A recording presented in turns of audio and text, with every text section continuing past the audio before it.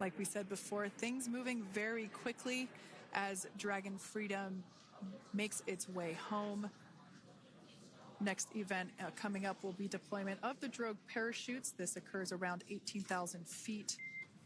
GPS has converged. Expect nominal altitude for Drogue chute deployment.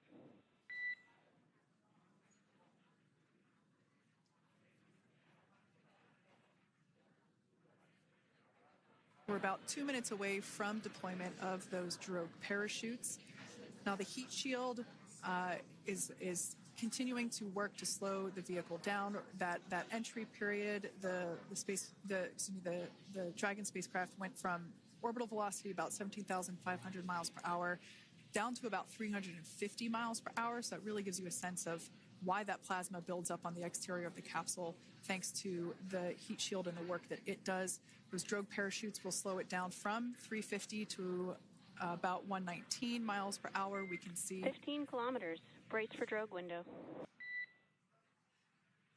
We can see seat rotation happening inside the capsule. Great to get those first views of our crew members. Once again, the capsules are going about 350 miles per hour when the Drogues are deployed. Those Drogue parachutes that we manufacture here in-house are going to slow the spacecraft down to 119 miles per hour. And that is when we will see the main parachutes deploy, and that occurs about 6,000 feet above the ocean's surface. And we are expecting Drogue deployment at 2:53 p.m. Pacific, so we should see it any second now. And there you are getting a great view of Crew 9 inside Dragon Freedom as it returns back to Earth. We are awaiting the Drogue deploys. This view coming from the WB-57 high-altitude plane. And there you see it on your screen, Drogue deployment. Drogue descent rate nominal. You can hear the crowd here. Visual on 2 healthy Drogues. The crowd here very excited as Dragon Freedom continues to make its way back to planet Earth.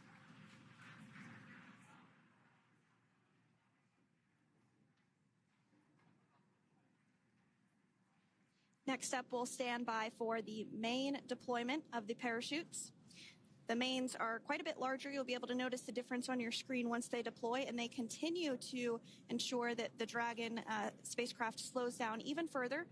As we mentioned, Freedom will be traveling 16 miles per hour when it splashes down off the coast of Tallahassee, Florida, here at 2:57 p.m. Pacific time this afternoon. And there we go. We have visual on 4 healthy mains. That view was from inside. Freedom copy.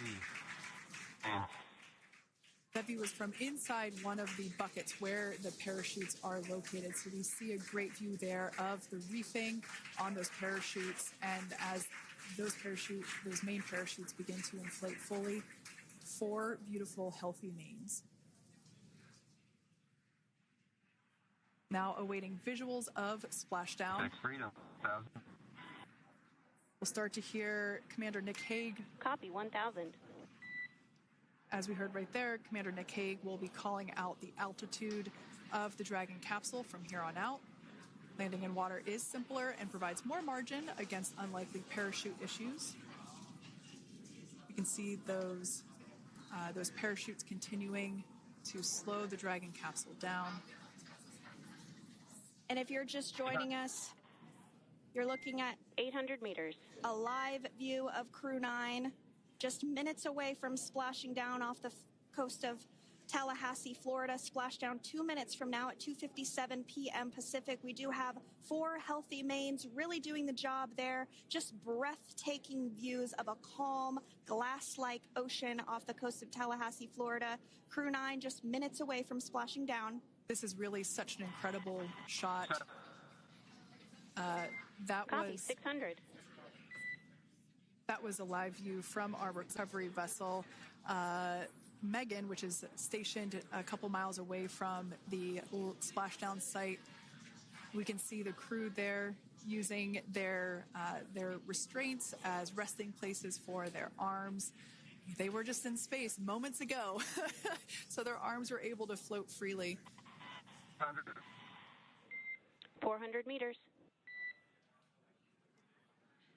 This is a gorgeous bluebird day here that we have for the splashdown of Crew 9.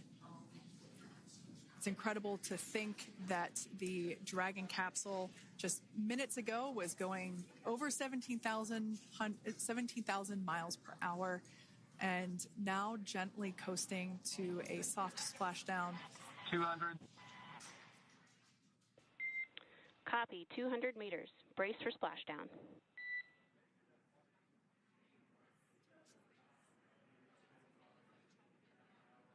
As you can see there on your screen, continuing to monitor progress of the Dragon spacecraft.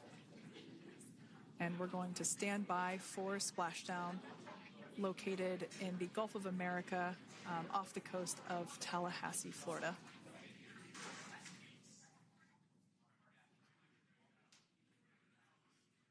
And splashdown, Crew 9 back on Earth.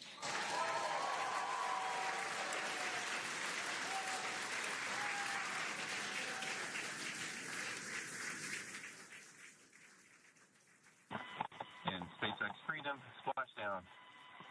Good main release.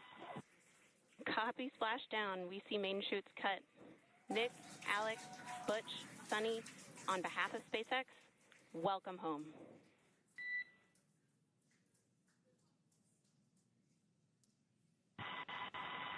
It is an amazing, what a ride. I see a capsule full of grins ear to ear.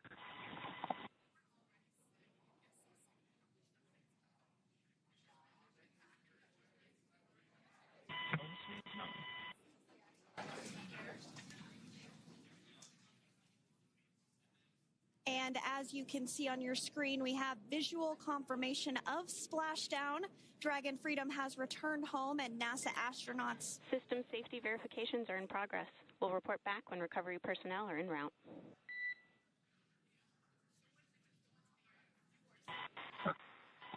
Understand, and we're in section 2, 4.800 landing response.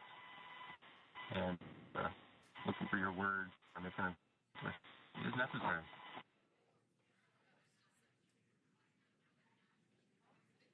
In the distance, we can see the recovery vessel making its way. Copy, you're in section 2 for the environmental assessment in 4.800. That is not necessary today. Understand. Raising button. So we will continue to have communications between the Corps and Nick Hague, the commander of Crew Dragon Freedom, which just splashed down 2 minutes ago off the coast of Tallahassee, Florida. Dragon Freedom has returned home with NASA astronauts Nick Hague, Suni Williams, Butch Wilmore, and Roscosmos cosmonaut Alexander Gorbunoff. They're back on Earth after approximately 17 hours of a return journey from space. The SpaceX recovery ship and team have been waiting for Dragon's splashdown, and they will now make their way to the splashdown location. The teams have been ready and waiting about 3 nautical miles away, so it's going to take them about 30 minutes or so to make their way to SpaceX Freedom. Pretty sure we're in stable 1. Copy, stable 1. We see the same. It's going to take about 30 minutes for the recovery team to make their way over to Nick, Suni, Butch, and Alexander, who are still seated and secured inside that Dragon spacecraft there on your screen. Incredible views there of that thermal protection system, or TPS. That Dragon capsule was pristine, white color before it departed the station, and we can see how the reentry phase, the thermal protection system did its job. Now, if you're wondering what that hole, that like bucket area is, that is underneath the side hatch. That is where the main parachutes were stored. So when we saw the Dragon capsule docked at station, it looked very different. The panel that protects and covers the main parachutes, that was still intact, as well as the panels that enclose where the Drogue parachutes are located. We can see those fast Freedom. boats. SpaceX is go for recovery personnel to approach. Expect personnel alongside in the next few minutes. Freedom copies. We can see those fast boats. We weren't kidding when we said they were fast. While it does take about 30 minutes for the main recovery vessel to make its way over to the capsule, these fast boats will be doing a couple of things simultaneously. A couple of them are going to be working to retrieve the parachutes that you see in the background there of this drone shot. Those parachutes will be retrieved from the ocean surface. We want to make sure we are able to pull those out. The recovery vessel there closest to the spacecraft is going to be performing some safety checks. We can see there they're using an instrument that is basically working to detect if there are any hypergolic vapors or fumes that are still residing in and or around the Draco thruster nozzles or outlets. The hypergolic fuel, which is necessary for on-orbit burns to maneuver the spacecraft. Unfortunately, those hypergolics are unable to be breathed. They are toxic, and so this team here is doing those initial safety checks to make sure that it is safe for the rest of the recovery team to approach the spacecraft. They're also checking to make sure that any residuals from the pyros are safe and are not going to cause any issues. We can see the team working their way around the spacecraft to do these these sniff tests on all of those Draco thrusters. And as we continue to await the recovery of our Dragon spacecraft with NASA astronauts Nick Hague, Suni Williams, Butch Wilmore, and Roscosmos cosmonaut Alexander Gorbanov inside, Dragon has autonomously completed several steps to safe itself following splashdown. We are continuing to see Dragon in what is known as stable 1 configuration. That's kind of the ideal configuration following splashdown. It's upright, and the Dragon capsule is in the right configuration for it to be hoisted into the recovery vessel Megan, which you do see a little ways off in your screen approaching. Dragon will continue to remain live on air with you through that recovery process, all the way through the point where the crew is extracted from the Dragon spacecraft. Now, if you are just joining us, the mission has gone smoothly so far. Dragon successfully splashed down off the coast of Tallahassee, Florida at 2:57 p.m. Pacific, 5:57 p.m. Eastern Time this afternoon. Approximately 17 hours prior to splashdown, Dragon autonomously undocked from the International Space Station, completed a series of departure burns, jettisoned its trunk section, and performed its final burn, the deorbit burn. This placed the Dragon spacecraft on a trajectory toward Tallahassee, Florida. Dragon successfully re-entered the Earth's atmosphere, followed by deployment of its parachutes to slow the spacecraft down to a gentle splashdown. We're now going to follow the Freedom. Hypergol sweeps and unfired ordnance checks are nominal. Rigging is in progress. Approximately 25 minutes until capsule lift. Stand by for PMC with SpaceX flight surgeon.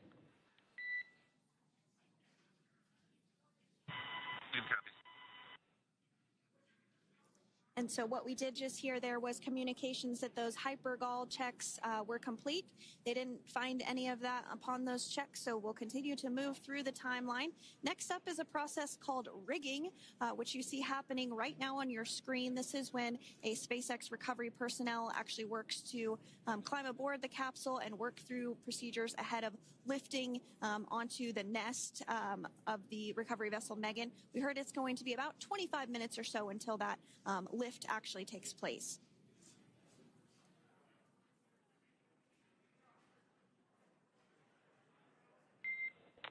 Okay, Freedom, the next call will be from the SpaceX flight surgeon on Dragon and Ground Private. Understand. Thank you. callouts there indicating that the crew will have the opportunity to do a quick check-in with the SpaceX flight surgeon. This is standard procedure for every Dragon spacecraft when it returns to Earth. It's just an initial check-in, make sure everybody is doing okay. They will also have another check-in with the flight surgeon once they are on board that recovery vessel that you see there in the background. We can now see that SpaceX recovery team member they're on top of the Dragon spacecraft. They are going to be working to install plugs in the Draco thrusters to ensure that none of those and to ensure that no more hypergolic fumes or vapors come out from the spacecraft. They'll also place harnessing around the spacecraft that are required in order to lift it out of the water. Go ahead, Sandra. Continuing to get some views of the recovery personnel, both the main recovery vessel, Megan, as well as some of those fast boats that we've discussed previously. It looks like just a beautiful day there out off the coast of Tallahassee, Florida. Weather was pristine. We were able to get undocked from the International Space Station as expected at 10:05 p.m. Pacific time yesterday evening, and Crew Dragon has since completed steps ahead of its splashdown at 2:57 p.m. Pacific, and we're now stepping through procedures to get Dragon hoisted up onto the Megan recovery vessel and get the crew extracted out of the spacecraft. And you did see some of the parachutes that were near the spacecraft. Upon detection of landing, Dragon automatically releases those main parachutes to prevent wind from pulling the spacecraft. Dragon then automatically safes any pyrotechnics that may still be present on the vehicle and may automatically perform additional minor system reconfigurations. The astronauts will remain seated and in their suits at this point, but the onboard air conditioning keeps things temperature controlled inside the spacecraft so the crew remains comfortable, and the communication systems... Freedom, SpaceX, ComCheck. SpaceX, this is Freedom. We have loud and clear. Copy that, Freedom. Have you loud and clear as well, and Dragon to ground is no longer private. Understand, thank you. As we saw there on the screen, we have a couple of fast boats in the recovery fleet that have quickly moved into the splashdown location. They are being followed by one of the main recovery vessels, which will move into position upwind of the spacecraft. The two fast boats have very specific roles. Excuse me. The first approach is focused on immediate safety inspection, as we saw. They do this for spacecraft integrity and checking for any presence of those hypergolic propellant vapors. And this ensures that it is safe for the recovery vessel to approach Dragon. Once Dragon is cleared for full approach, as we heard is the case today, the team begins rigging the spacecraft for water recovery by the recovery ship. The second fast boat is responsible for parachute recovery and also serves as a redundant boat to the first one that makes the initial approach to the Dragon spacecraft. As we saw a little bit earlier, we were also able to see one of the recovery team members get on a jet ski to help gather up the parachutes that were automatically detached from the Dragon spacecraft upon splashdown. And it will take a little over 10 minutes for the recovery crew to complete their safety checks. Once they complete, the team will begin preparing Dragon to be lifted, and as you see, they are preparing for that to take place at this point. As part of the preparation for this lift, one member of the recovery team has climbed on top of the spacecraft already so they can attach Dragon's hoist rings and connect to the lifting lines. It will take us less than an hour to raise Dragon to the recovery boat and remove the crew from the spacecraft. After medical checkouts, the crew will return to land within 4 hours by helicopter. And if no additional medical assistance is needed, the crew will board a waiting NASA plane and depart for Houston.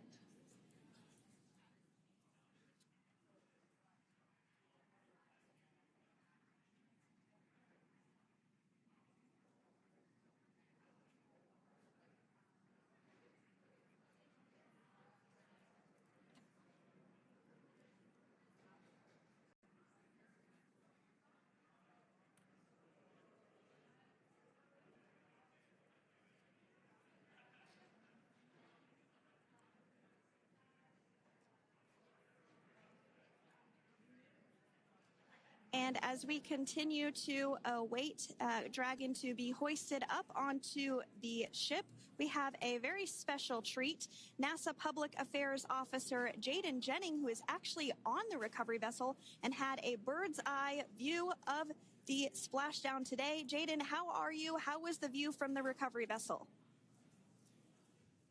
Hi, Sandra. How do you hear me? I've got you loud and clear, Jaden. It's so great to hear you. Awesome. So splashdown, Sandra, was nothing short of Be advised, spectacular. we are transitioning the forward link.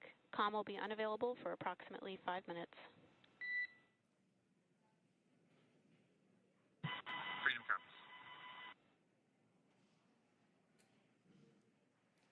Thanks so much, Jaden. We did just have some communications letting us know that we'll have about a 5-minute period where we won't be able to hear from the crew. So please go ahead, tell us, how was the view from the recovery vessel? Absolutely. Yeah, I was mentioning earlier, splashdown was nothing short of spectacular. And we were stationed about 1.5 nautical miles away from the splashdown zone and had great visuals here on the recovery vessel Megan. We actually saw a little of the smoke trail as the spacecraft was coming in. And then moments later, we spotted those drogue chutes, and this was quickly followed by 4 healthy white and orange main parachutes. We then tracked Dragon all the way down as it slowly propelled into the ocean. And I think I speak for all of us on the ship when I say a new core memory was made today, and we are looking forward to having Crew 9 on board with us a little later. Jaden, that is amazing. Now, obviously, we are watching it here on camera, and the landing conditions look pretty good, but how was it from your perspective? What is the sea state out there? Absolutely. So we've had optimal conditions for splashdown, and today it is sunny and 63 degrees outside right now with clear skies, light winds, and calm seas. The sea looks absolutely beautiful right now, and light blue with the sun reflecting from it. And Kate, I think the crew's going to like what they feel weather-wise on this picture-perfect day for splashdown off the coast of Tallahassee. Thanks so much, Jaden. It certainly looks like a beautiful day. Can you tell us a little bit about the journey of the recovery forces to get to this point?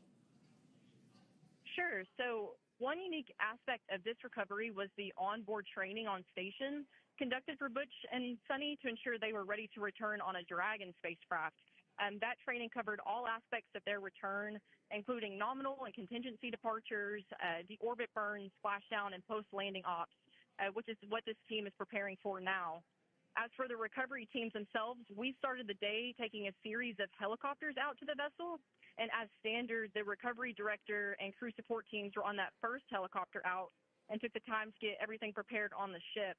About 2 hours before splashdown, they deployed those fast boats and jet skis into the water.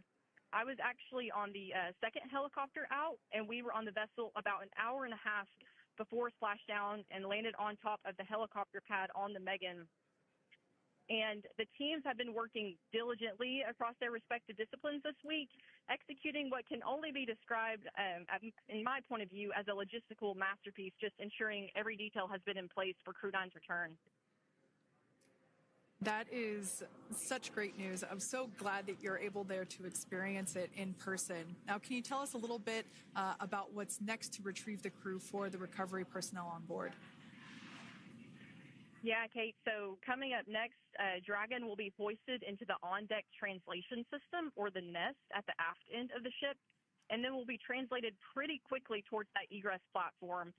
We'll perform another series of safety checks as final precautionary measures just to make sure there are no hypergolic vapors present before opening that side hatch. And then once that side hatch of the spacecraft is open, the crew will be assisted out of the capsule one by one from NASA and SpaceX. Freedom, SpaceX, ComCheck. Freedom's got you loud and clear. Thanks, Nick. I've got you loud and clear as well. We have completed our forward link transition.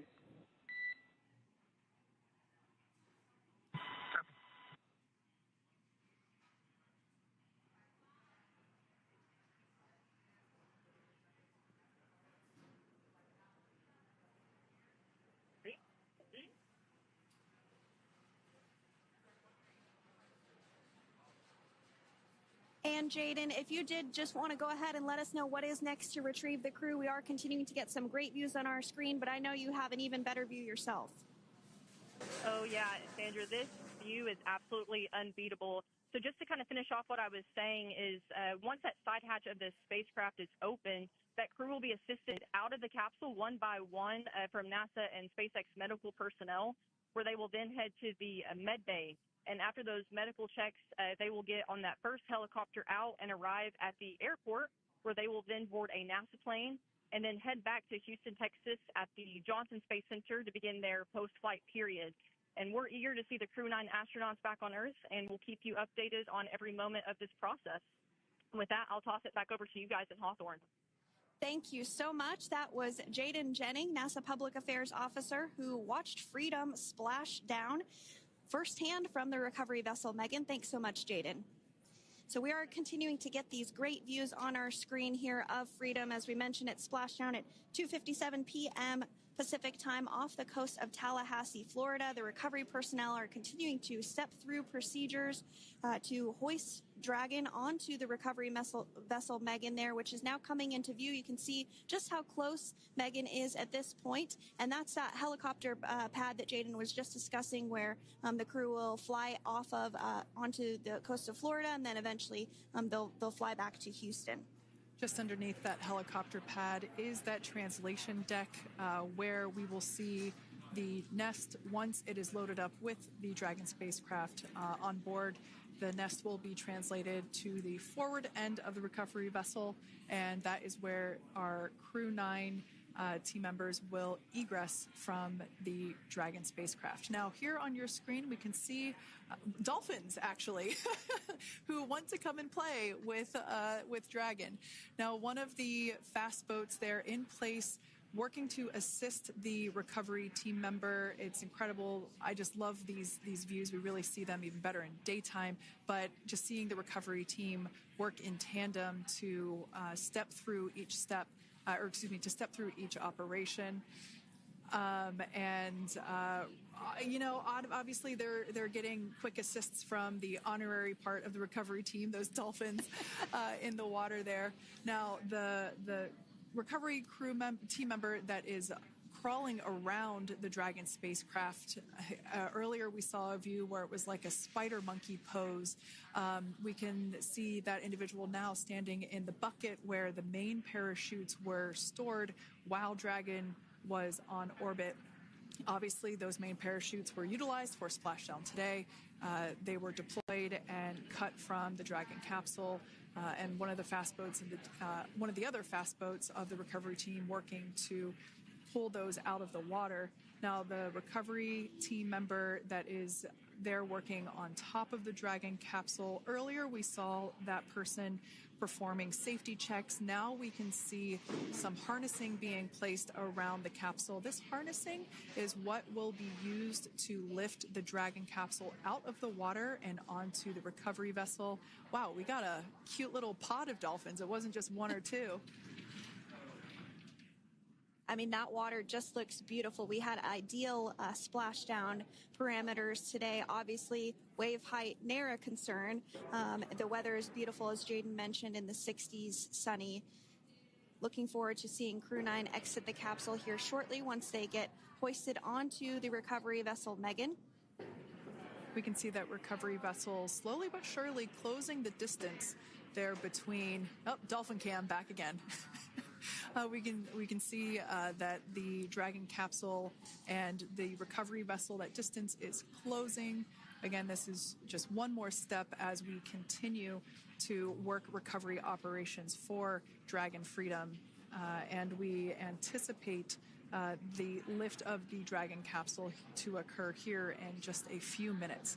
Now, once all of the rigging is on the capsule and it's hooked up to the recovery vessel, we will see the hydraulic arm, which is that kind of like bridge-like structure there at the aft end of the recovery vessel. We'll see that articulate backwards, and that's a good sign that we're getting even closer to pulling the capsule out of the water. It will then move forward, and the capsule will be placed inside of what you can see there is basically a basket. We call it the nest, Dragon nest, where that's where the capsule will will be placed in order for it to be translated to the forward end of the vessel and for the astronauts to egress.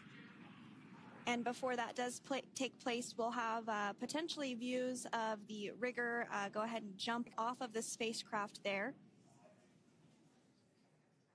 That typically occurs when the spacecraft is a little bit closer to the recovery vessel, and we usually get a really good view of that particular operation from one of the onboard cameras from the recovery vessel.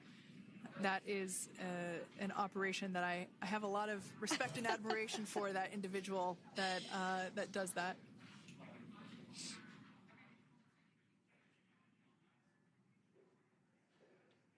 So again, Dragon continuing to get closer and closer to the recovery vessel, Megan.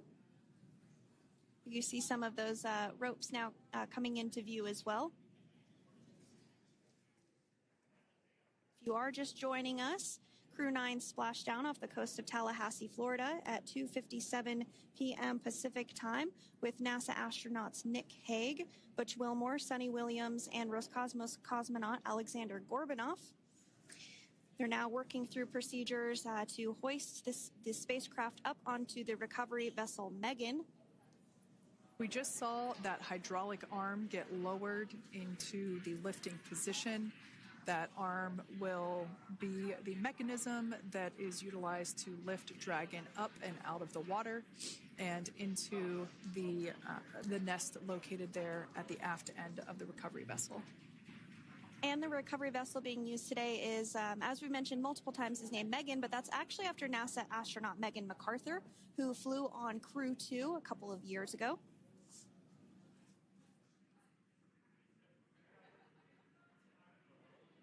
We're getting some views now from actually inside the boat.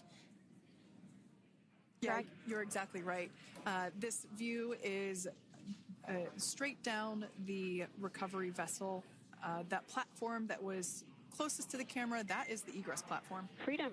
Rigging is almost complete. Approximately 5 minutes until capsule lift. Great news there from SpaceX Core. So about 5 minutes left until we see Dragon Freedom get lifted out of the water. That hydraulic arm, as I said before, is the mechanism that will lift it. It's quite swift, actually, the whole process of getting the spacecraft. Brace for capsule lift. Bracing. There it goes, Dragon Freedom being lifted out of the water and onto our recovery vessel, Megan.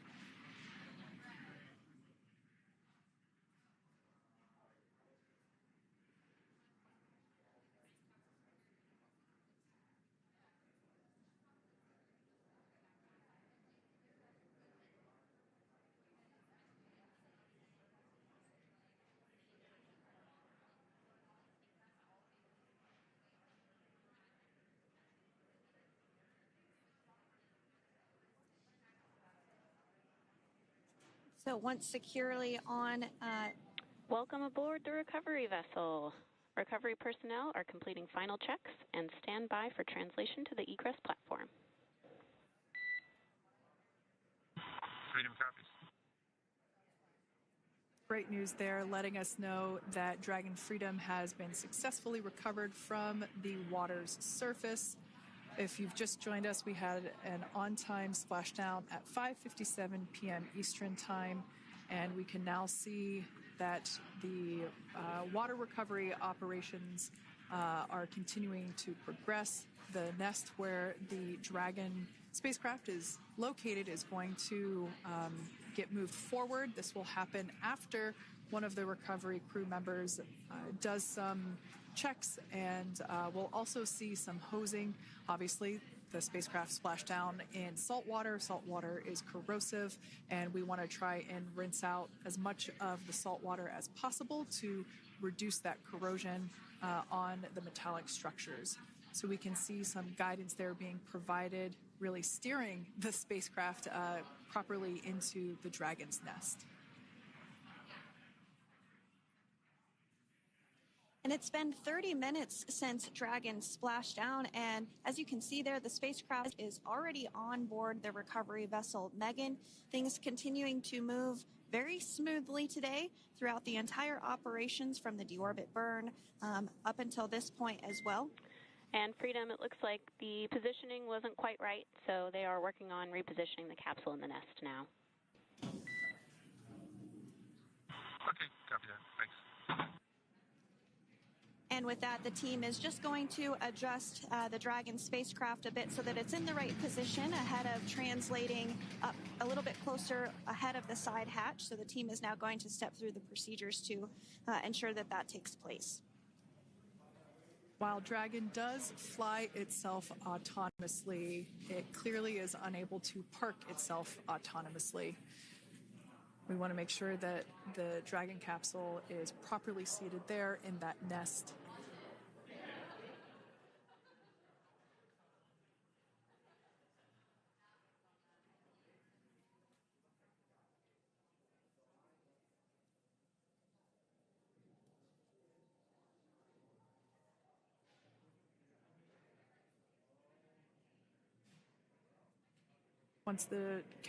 Once Dragon is fully seated in the nest, we'll probably see a bunch of that salt water come out from the bucket there located underneath the side hatch. See some salt water splash out. As I mentioned before, one of the recovery team members will begin hosing down the exterior of the spacecraft.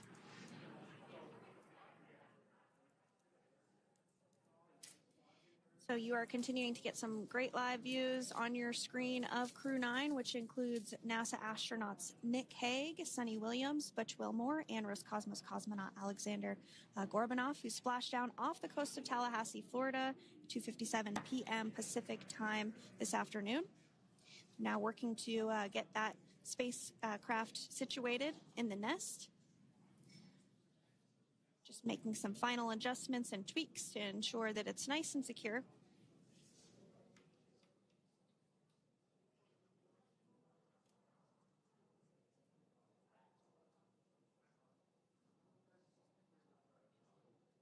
Once the spacecraft is seated and secured and oriented correctly in the nest, Dragon will be moved into the hangar located underneath that helipad that we saw earlier from the aerial views during recovery.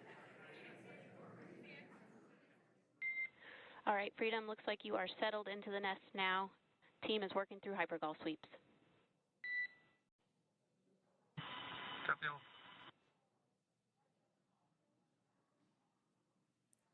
Call out there telling us that the recovery team is doing the second round of those hypergolic sweeps.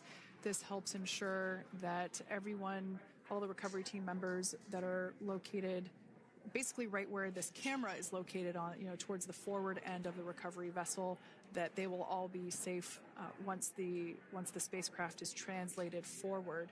So we're just doing some additional steps to make sure that the hypergolic propellant that is utilized for maneuvering the Dragon capsule while on orbit, making sure that none of those vapors are still present on the exterior of the capsule.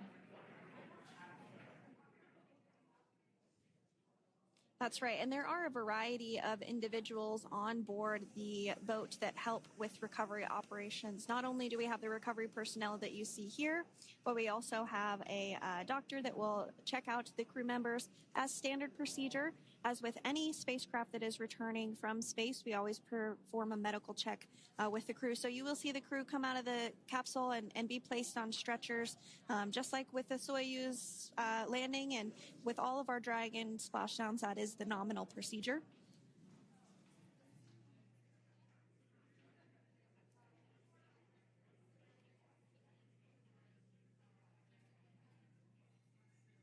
We'll stand by to see Dragon Freedom translate or scooch up a little bit closer to the camera angle that we're seeing right here. And then teams will step through procedures to get that side hatch opened. You see it right in the dead center of your screen there. It's kind of that rectangular shape. It has not been opened since since Crew 9, which include Nick Hague and Alexander Gorbunoff, launched back in September from the Kennedy Space Center in Florida. So that will be the very first time that hatch is opened. Once docked to the International Space Station, crew enter through the top hatch, which was where the nose cone is now closed. That's the hatch that they actually utilize to go ahead and get inside the International Space Station.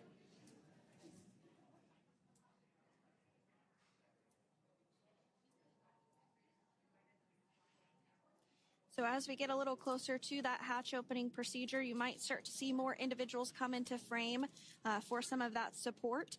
The ship has a maximum capacity of a little over 40 people on board, and it takes a variety of different roles, as we've discussed, to support. Also on board is the chief of the astronaut office for NASA, that's Joe Acaba.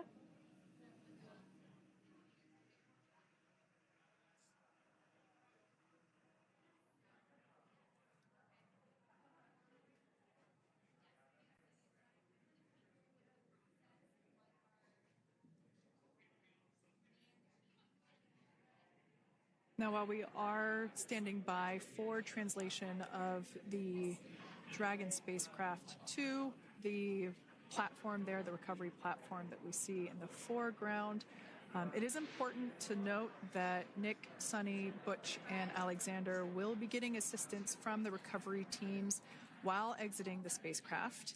This is the same process for any returning long-duration crew members. As you could imagine, returning to a gravity environment can wreak havoc on our vestibular system, which is responsible for maintaining balance and motion. Of course, safety is our number one priority with this operation, so we'll see the crew members helped out of the spacecraft one by one, and they will be assisted the few feet to the medical quarters aboard the boat. And on board Dragon are three veterans space flyers. That includes Nick Hague, the commander, as well as Butch, Wilmore, and Suni Williams. Alexander Gorbunoff is completing his very first space flight on this mission, and he completed 171 days in space along with Nick Hague.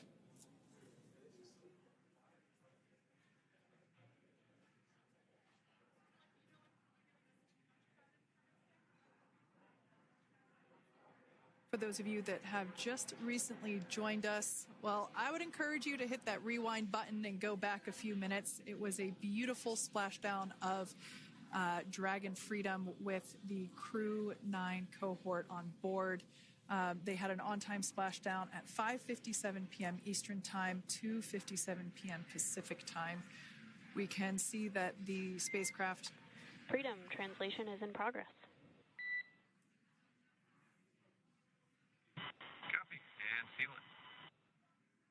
We can see that spacecraft was successfully recovered from the ocean surface and is now being washed with fresh water, as obviously they splashed down in salt water. So we're trying to rinse off as much of that salt water as possible. And we can see the spacecraft continuing to move closer and closer to that recovery deck. Freedom, the crew is working on side hatch opening now. Expect hatch open in about 2 minutes. Okay, copy that. And Kira, just wanted to say that you guys, you and the team did an awesome job, both uphill and downhill. Just really impressed. Thank you. Thanks, Nick. It's been an honor. This is a pretty exciting moment coming up. We are working to open the side hatch. One thing that may not be obvious from, just looking at the spacecraft here is that this side hatch that we're about to open, the last time it was open was when this spacecraft was at the launch pad. This side hatch is what is used for initial capsule ingress and final capsule egress, but all comings and goings from the spacecraft while it is on board the space station are from the forward hatch, which is located at the top of the spacecraft under that nose cone. So this is a pretty exciting moment because it will be the crew's first breath of fresh air since boarding their ships at the start of their journeys last year. And the very first person that will have the opportunity to say hello to the crew once that hatch is open is a SpaceX medical recovery personnel representative. Then we'll see procedures take place to remove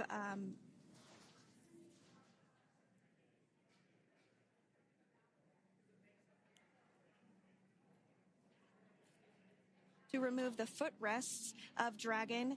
That will just help the recovery personnel get a little bit more room to access the crew and help get them out of the spacecraft. Yeah, you're absolutely right. Safety is, once again, top priority here, and removing those footrests from all 4 seats will be helpful as a recovery as a SpaceX recovery team member will actually go into the capsule into Dragon Freedom to help the crew members unbuckle and stand up, and essentially we'll also see a fun little slide be put in place to help the crew members exit the spacecraft safely. So yeah, we're going to remove all 4 of those footrests to basically give a little bit more working room inside the spacecraft. That's right, and we did hear the go for that hatch opening, so we're just a couple minutes away from being able to see that, and then we might be able to get the chance to see a couple of views inside of the Dragon and see the crew following their splashdown. Now, opening that side hatch isn't quite like opening, the door to your car.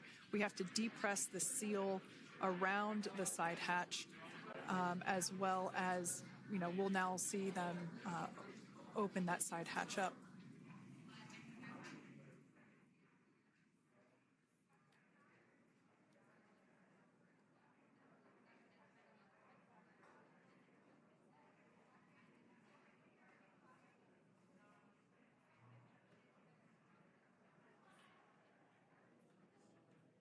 And there you have it. The side hatch is open for the first time since September.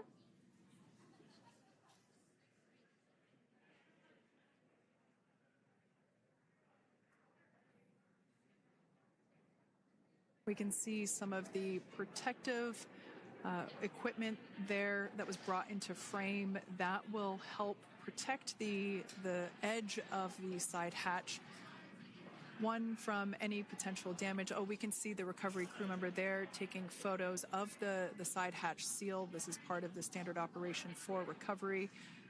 These photos will get saved into our procedure. We'll then install that protective frame around the side hatch. This helps to ensure that the side hatch itself, the edges of it, incur no damage while crew members are coming out from the spacecraft.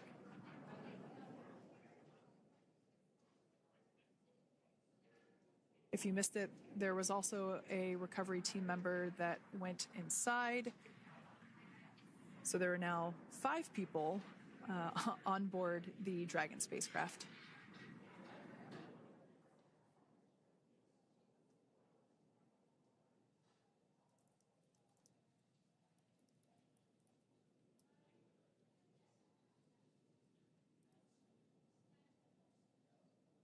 And if you are just joining us, it has not yet even been an hour since Crew 9 splashed down off the coast of Tallahassee, Florida at 2:57 p.m. Pacific time. The crew is now on board the recovery vessel Megan, and the hatch is open.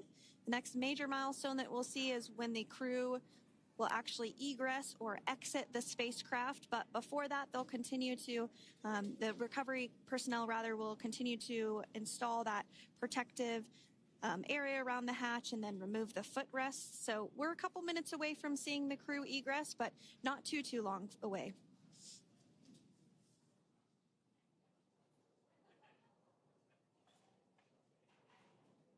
We'll probably see those footrests being handed out here in the near future, as I mentioned before. Oh, of course, we got to get a well-documented photo of the moment. Although we can't see it from here, I'm pretty sure there are 4 smiles on board right now. And we did hear that report out from the commander, Nick Hague, following splashdown, that there were four smiles as far as he could see. Yeah, capsule full of grins. Now, generally speaking, and there we do see Crew 9, some happy waves, smiles all around back on Earth.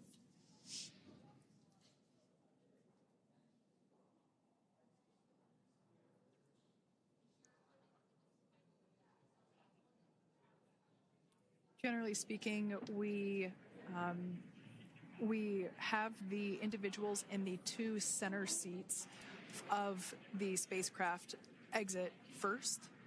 You might hear us refer to this as the exit process as egress. It's just another term for exiting the spacecraft. Generally speaking, we most of the time have the two center seats egress first, as it makes moving around inside the capsule a little bit easier.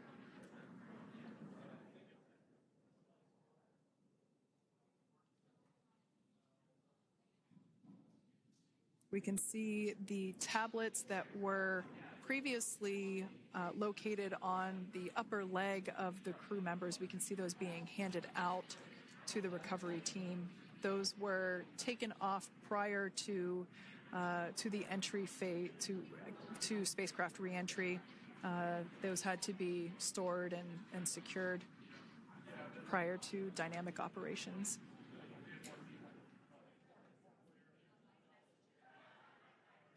It looks like we are starting to see the footrests also be removed. I just saw one there on the screen. There are 4, of course, one for each crew member.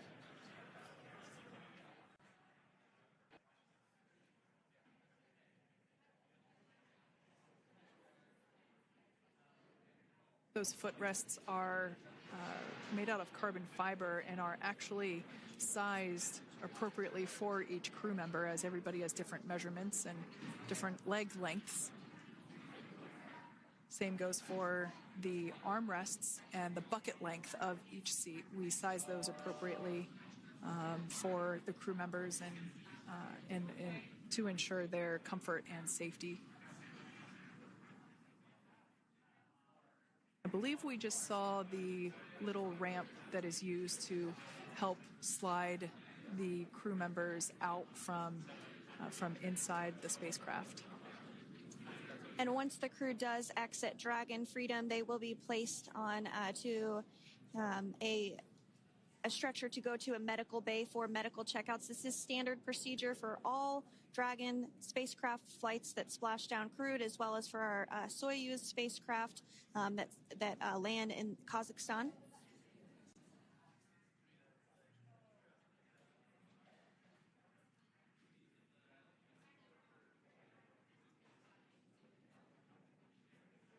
We could see the exterior of Dragon Freedom quite clearly in this shot, and it's such a beautiful sight. I personally prefer the capsule when it has some of that charring from atmospheric reentry. It is the signature sign of a capsule that has returned to Earth.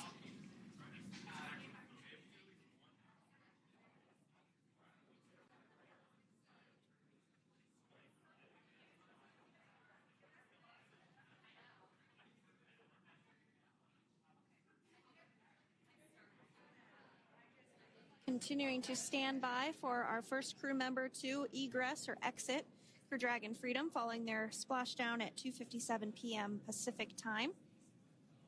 Dragon undocked from the International Space Station at 10:05 p.m. Pacific just yesterday, so it was about 17 hours of phasing.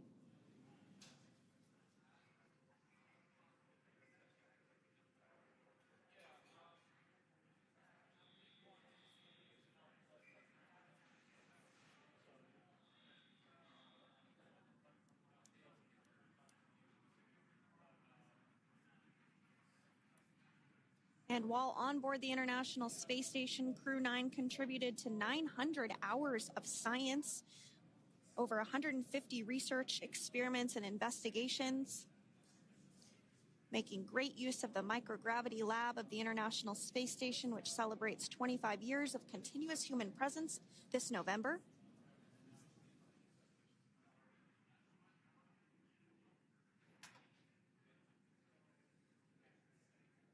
Looks like we're about to get our first crew member here upon egress of the Dragon spacecraft.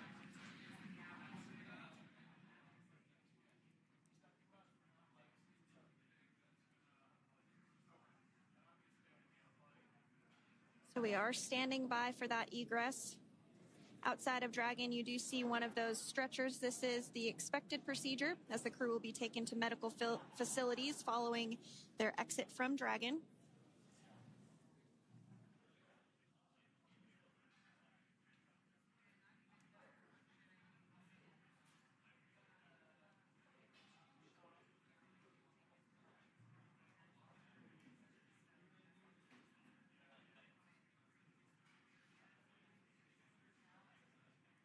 We can see folks on board clapping as our first crew member.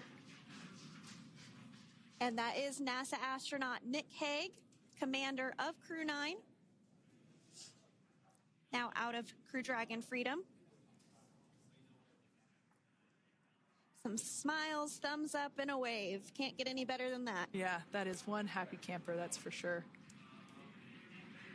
As we said before, it is standard procedure for all of our long-duration crew members to receive assistance upon egressing from the spacecraft. We basically help them move off of the recovery deck and into the private medical quarters for their initial consultation with the SpaceX flight surgeon. So we'll see that take place for all 4 of our crew members today.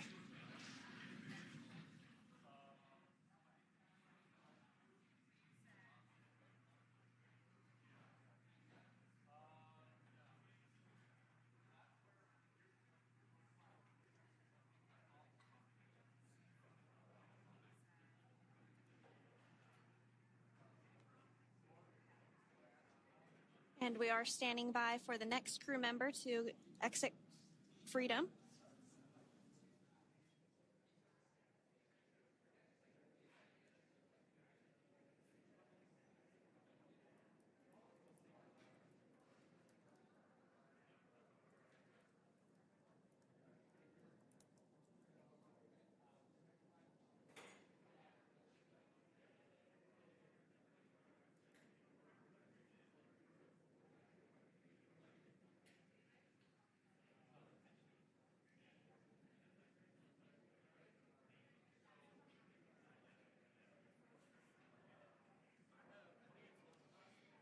Next up, out of the capsule, we expect Roscosmos cosmonaut Alexander Gorbanov.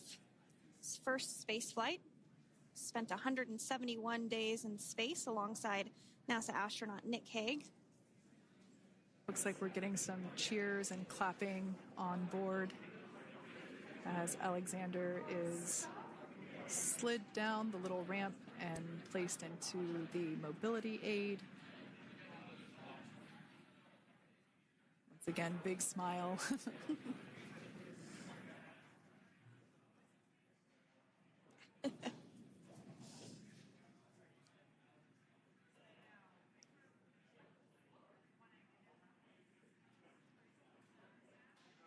Now, the 2 crew members remaining in Dragon are NASA astronauts Suni Williams and Butch Wilmore. They completed 286 days in space. One of the remaining footrests being removed from the Dragon spacecraft.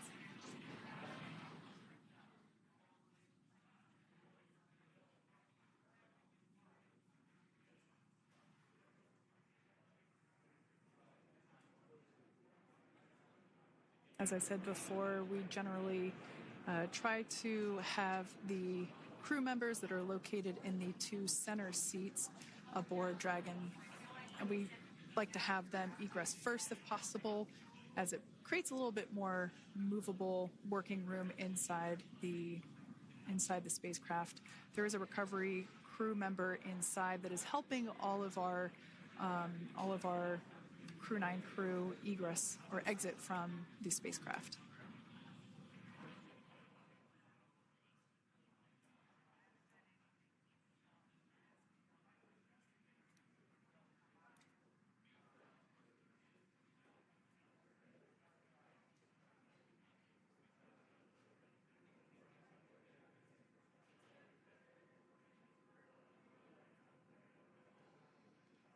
We are standing by for the next crew member to egress or exit Crew Dragon Freedom following the splashdown not even an hour ago at 2:57 p.m. Pacific time.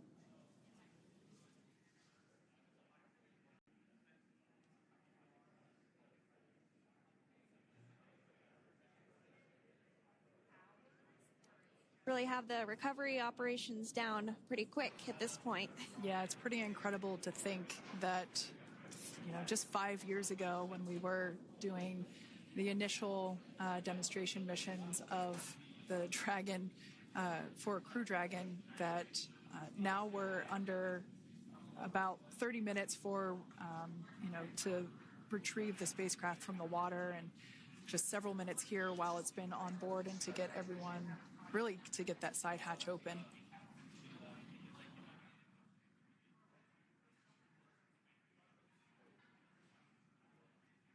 For those of you that have just recently joined, the Dragon had an on-time splashdown. It looks like we're getting our next crew member here. That is none other than Suni Williams. Big smile, big waves. She, like her other crew members, now will be assisted onto the mobility aid.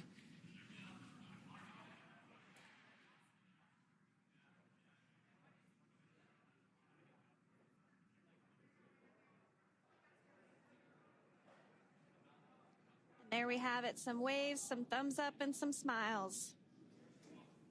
Definitely seems to be a theme among all recovery operations. Absolutely.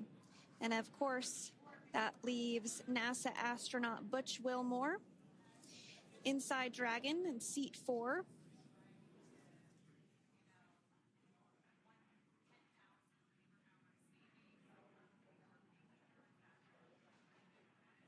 We're getting some views of him now as he egresses or exits the spacecraft.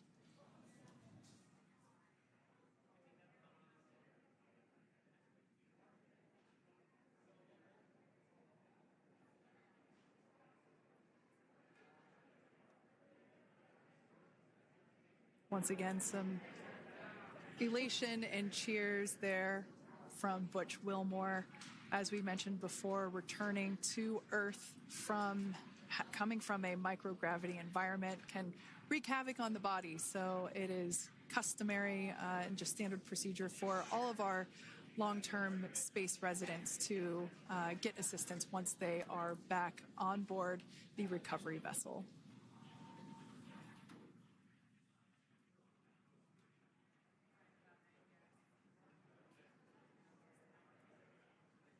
Well, now that Nick, Butch, Suni, and Alexander are safely back home on Earth and getting checked out by the NASA medical team, we're going to wrap up our live coverage of their return. The Crew 9 mission began a little differently than usual since Butch Wilmore and Suni Williams were already aboard the space station when Nick Hague and Alexander Gorbunoff arrived on the Crew 9 spacecraft in September. Having arrived as the crew flight test crew for Starliner, Wilmore and Williams were fully incorporated into the space station's Expedition 72 team and began research and other work aboard the station along with the other crew members. Williams commanded the orbiting laboratory for much of the expedition. After a successful liftoff and separation from Falcon 9, Nick and Alexander made a short flight on board Dragon to the International Space Station. Veterans of long-duration space station missions, both Williams and Wilmore conducted spacewalks during their 9 months in space. Like all crews on the station, Crew 9 had the ability to leave at any point had there been an emergency. With their full-duration mission coming to an end, the crew began packing up their personal items for their return to Earth about a week ago and worked through tasks and shared lessons learned with Crew 10 teams as they arrived a few days ago. Their journey home began about 17 hours ago when they closed the forward hatch to Dragon and undocked from the space station at 10:05 p.m. Pacific, 1:05 a.m. Eastern. After 4 successful departure burns and a phasing burn to line up their orbit, Nick, Butch, Suni, and Alexander rested for a few hours before waking up to prepare for re-entry this morning. We jettisoned Dragon's trunk and performed our final on-orbit maneuver, the approximately 7.5-minute-long deorbit burn, and that occurred at 2:11 p.m. Pacific, 5:11 p.m. Eastern Time. And that sent Dragon on its path home. The spacecraft re-entered the Earth's atmosphere and slowed its descent with successful deployments of 2 Drogue parachutes and 4 main parachutes, with the final splashdown occurring off the coast of Tallahassee, Florida at 2:57 p.m. Pacific, 5:57 p.m. Eastern. Following that successful splashdown, we saw SpaceX recovery experts move in and prepare Dragon Freedom for its lift onto the recovery vessel. And just a little less than an hour following splashdown, we saw Nick, Suni, Butch, and Alexander make their way out of Dragon and into the recovery ship's medical facilities, safe and sound. Next up, they'll catch a helicopter flight back to shore, where they'll transfer to aircraft that will take them home. The astronauts will take a NASA plane for the short flight back to Houston, where they'll be reunited with family and friends to bring an end to this mission. It's been an honor and a privilege to share their journey with all of you as we continue this new era in human spaceflight. Return today marks the end of the direct handover we executed after successfully launching the Crew 10 mission to the space station just last week on Friday, March 14th. Thank you, as always, for joining us for tonight's coverage of the splashdown of Crew 9.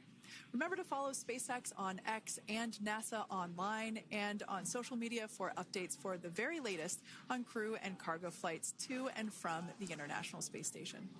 And we'll continue to share the progress of Nick, Suni, Butch, and Alexander on social media as they travel back home. We do also have a post-splashdown media briefing coming up at approximately 4:30 p.m. Pacific, 7:30 p.m. Eastern, where leadership will share a final update as we conclude this successful mission. So, from all of us at NASA and SpaceX, welcome home, Crew 9. So long.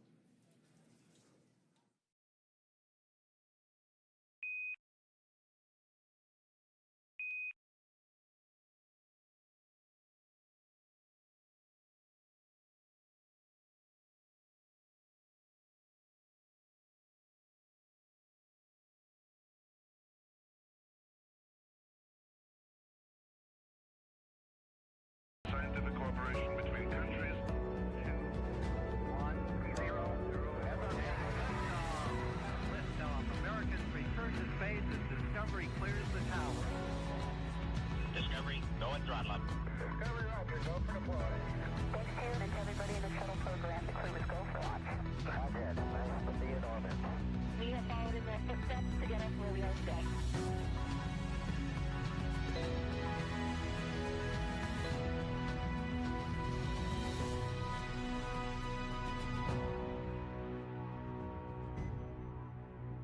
Good evening and welcome to NASA's Johnson Space Center for our Crew 9 post-splashdown news conference.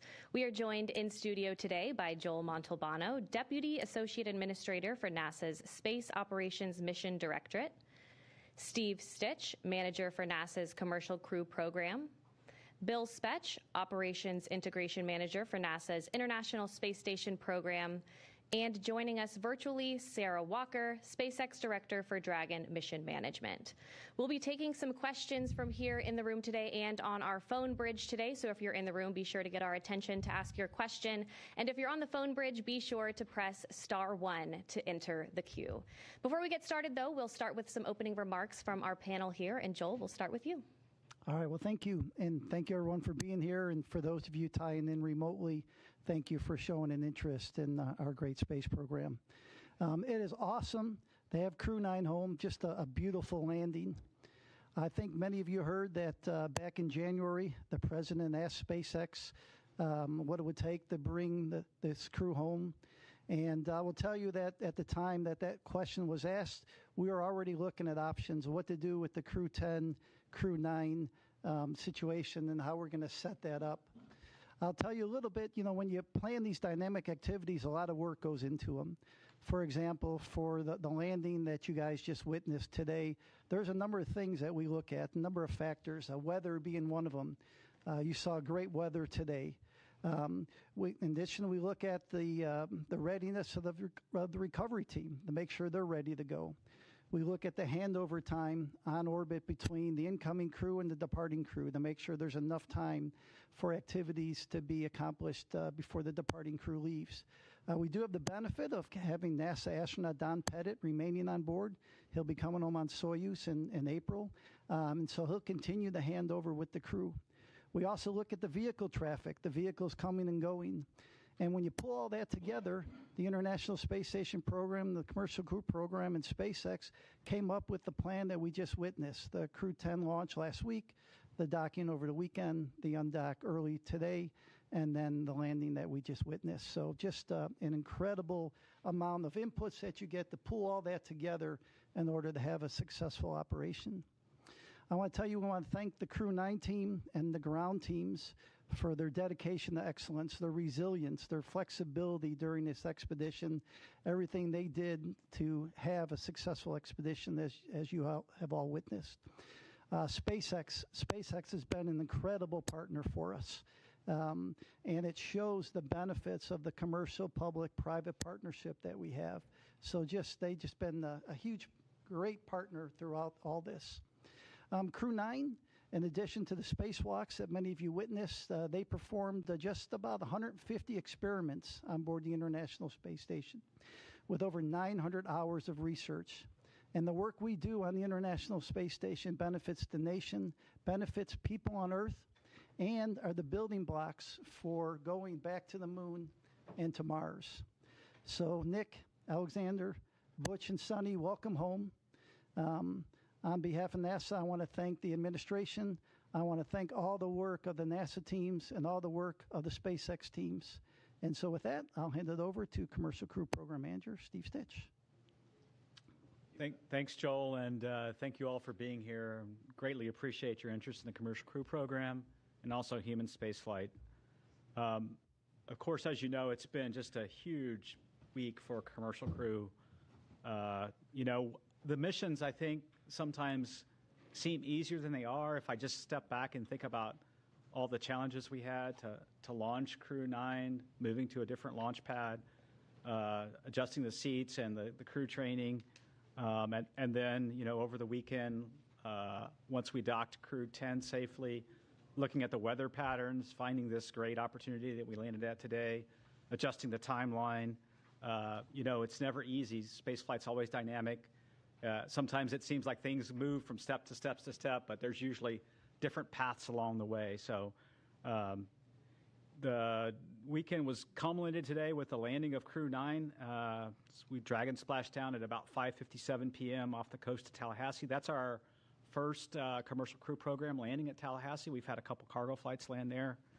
And now it's great to have Crew 9 and the Freedom capsule back home, and its fourth flight is now in the history books.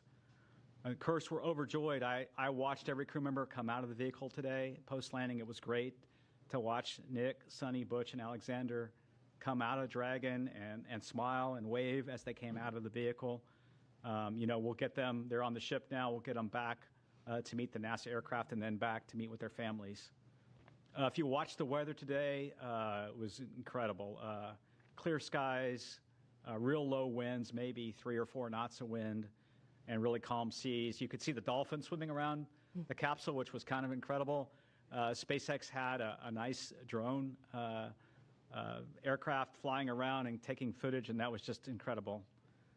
As I said, the ops team just did a phenomenal job over the weekend, pulling in the landing to get the crew home sooner and take advantage of this great weather opportunity.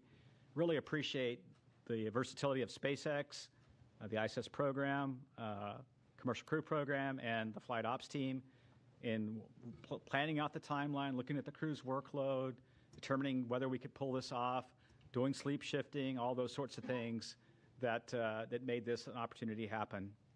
I also want to thank our partners at the U.S. Coast Guard. They were there on scene, protecting protecting the scene and making sure that it was safe for mariners in the area. The FAA, the Department of Defense, continuing to support us. It's great to see the teams really in action. Overall, I would say it was a really clean undocking, reentry, and landing. The Dragon vehicle performed extremely well. Didn't really have any issues to work. Little things, a GPS outage that we reset a filter on and things like that. Today, the sequence went perfectly. We jettisoned the trunk, executed the deorbit burn, closed the nose cone, and did the entry. You could hear Nick call down when we finally got the vehicle back through the blackout, 4.6 Gs, and you could tell they were doing well, and then braced for the parachute deploy of the Drogues and then the mains and then having splashdown. So parachutes performed well.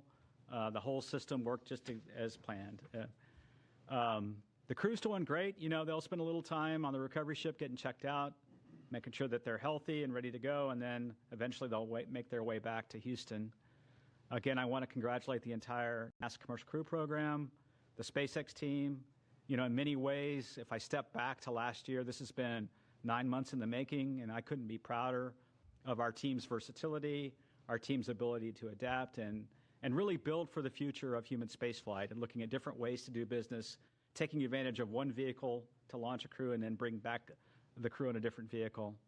Our partner SpaceX did a tremendous job. Every time we asked them to do something a little different, they stepped up and to the plate and did that, including swapping capsules 6 weeks ago prior to Crew 10, and then also adjusting the Crew 9 mission.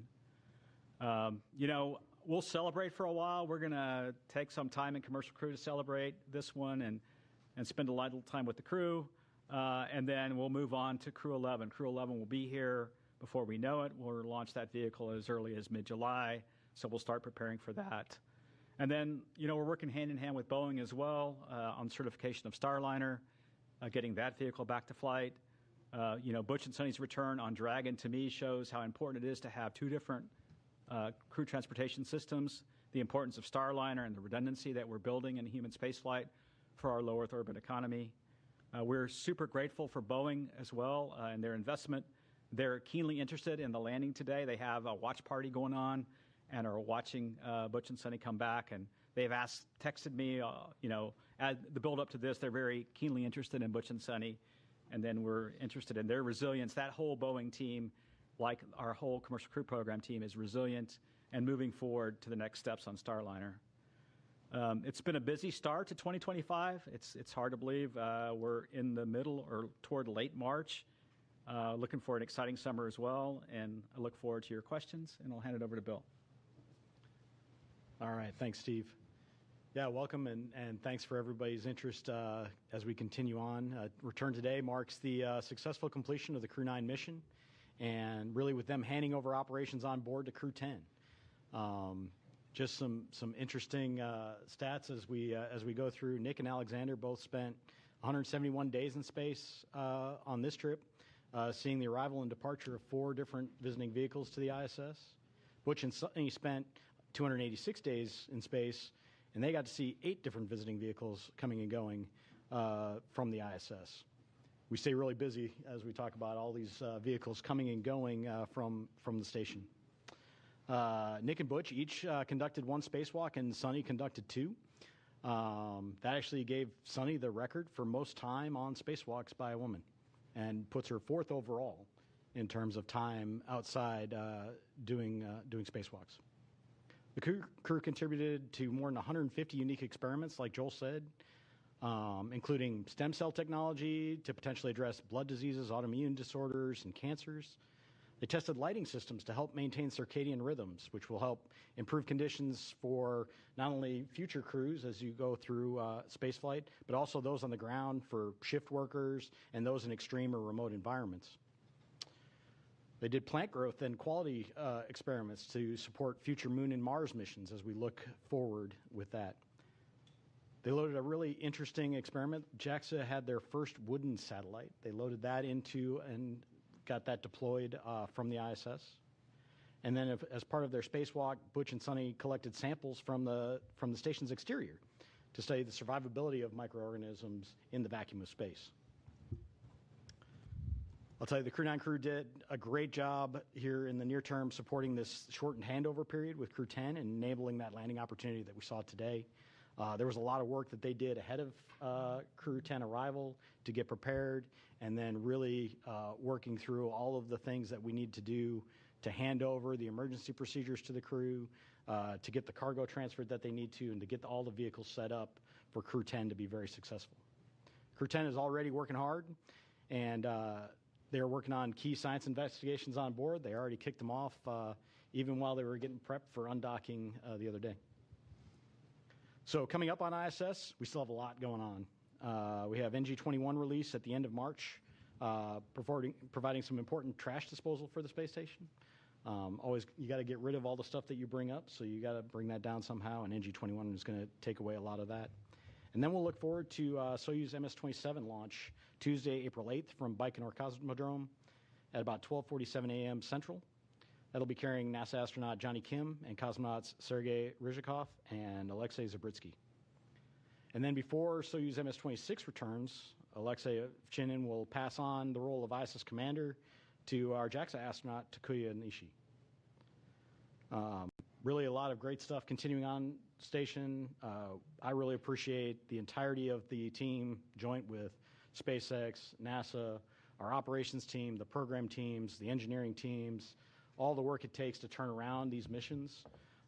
It's a ton of stuff, and then we go change it on them at the last minute, and they handle it like the pros that they are. So welcome home to Crew 9, and with that, I'll hand it over to Sarah. All right, thanks, Bill.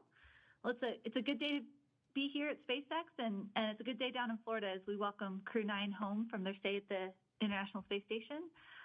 We're happy to have safely returned Nick, Alex, Suni, and Butch back to Earth and to their families after their time at the orbiting laboratory. Human spaceflight is dynamic and exciting, and this crew knows that as well as any other. So back in September, Steve was talking about this a bit, Crew 9 became the first human spaceflight mission to launch from Pad 40 using our new Dragon Tower that we completed construction on last year. And it was our first mission in a while to fly a crew of 2 since Bob and Doug's historic flight in 2020. So then just 3 days ago, we launched Crew 10 to take over and continue the work of Crew 9 on ISS.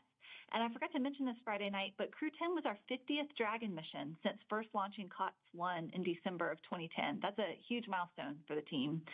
COTS, if you don't remember, stands for Commercial Orbital Transportation Services.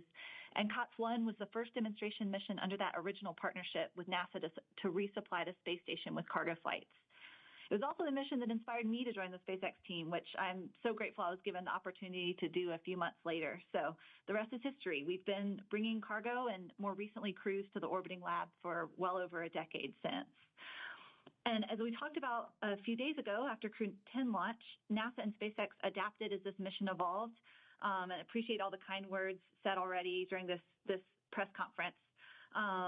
As we adapted together, we kept safety at the forefront. And thanks to the teamwork across the 2 agencies, a change in the Dragon spacecraft for Crew 10 and then a shortened handover helped accelerate the Crew 10 launch and the Crew 9 return.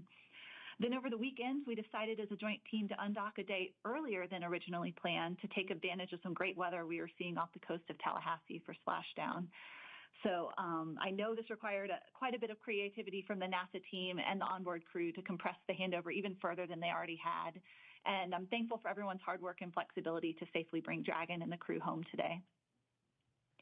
I'd be remiss if I didn't acknowledge that today's return was also our final Dragon recovery on the East Coast. So after 6 years of successful recovery operations off the coast of Florida, we'll now be moving all Dragon recovery operations back to the West Coast. I just hope the California coast can bring as many dolphins as we saw during today's operation. That was really fun to see. We had a nominal return today. Dragon is healthy and the parachutes performed as expected. The crew is likely on the recovery vessel now, soon to transit to the SpaceX NASA handover location, while the SpaceX vessel transports Dragon back to our refurbishment facility at Cape Canaveral in Florida. It's amazing to think that SpaceX has now safely flown 62 crew members from 14 countries to space, 52 of those to and from the International Space Station. Dragon has supported 46 missions to the station in all, and 29 of those on reflown Dragons. I think that's enough flights that we can be really proud of what the team has built together and what we've accomplished, but always with the humility and awareness that we will continue to learn every single mission. The stakes of getting this right are and always will be high. And as Bill Gerstenmaier often says, we must always stay hungry and vigilant to scour the data before, during, and after every operation we perform. It's always an honor for all of us here at SpaceX to launch human spaceflight missions and safely return astronauts and cosmonauts as we continue to advance human spaceflight. Thanks for having me on the briefing today, and look forward to your questions. All right, thank you all for your opening remarks. We will go ahead and start taking some questions in the room, so please raise your hand, Gina. Go ahead. I think this is for Steve Stitch. Crew 9's home, but the research hasn't stopped, because what you need to know about what happened with Butch and Suni on orbit, that's still an ongoing medical research project. Would you kind of expand on that for me? What will you learn about their 9 months on the space station? Yeah, I think I can comment and then see if Bill has anything to add. But, every single crew member that we fly in orbit, we collect medical research data. We do various blood draws at various times during the flight, especially toward the end. Do bone density measurements in space. We look at their vision and how their vision might change over time, their intracranial pressure. We do all kinds of things. So you're right. Every single astronaut, when they come back, including Nick and Alexander, is participating in all kinds of experiments, and we're learning from all those. And I'll see if Bill has anything to add. I think you covered the vast majority of it. We look at everybody when they come home, and every duration adds to that database of knowledge of the effects of spaceflight on the human body. And so we continue to look at that across all of our crew members. Okay, we'll take another question here in the room. Mark, go ahead. Mark Strassman, CBS News.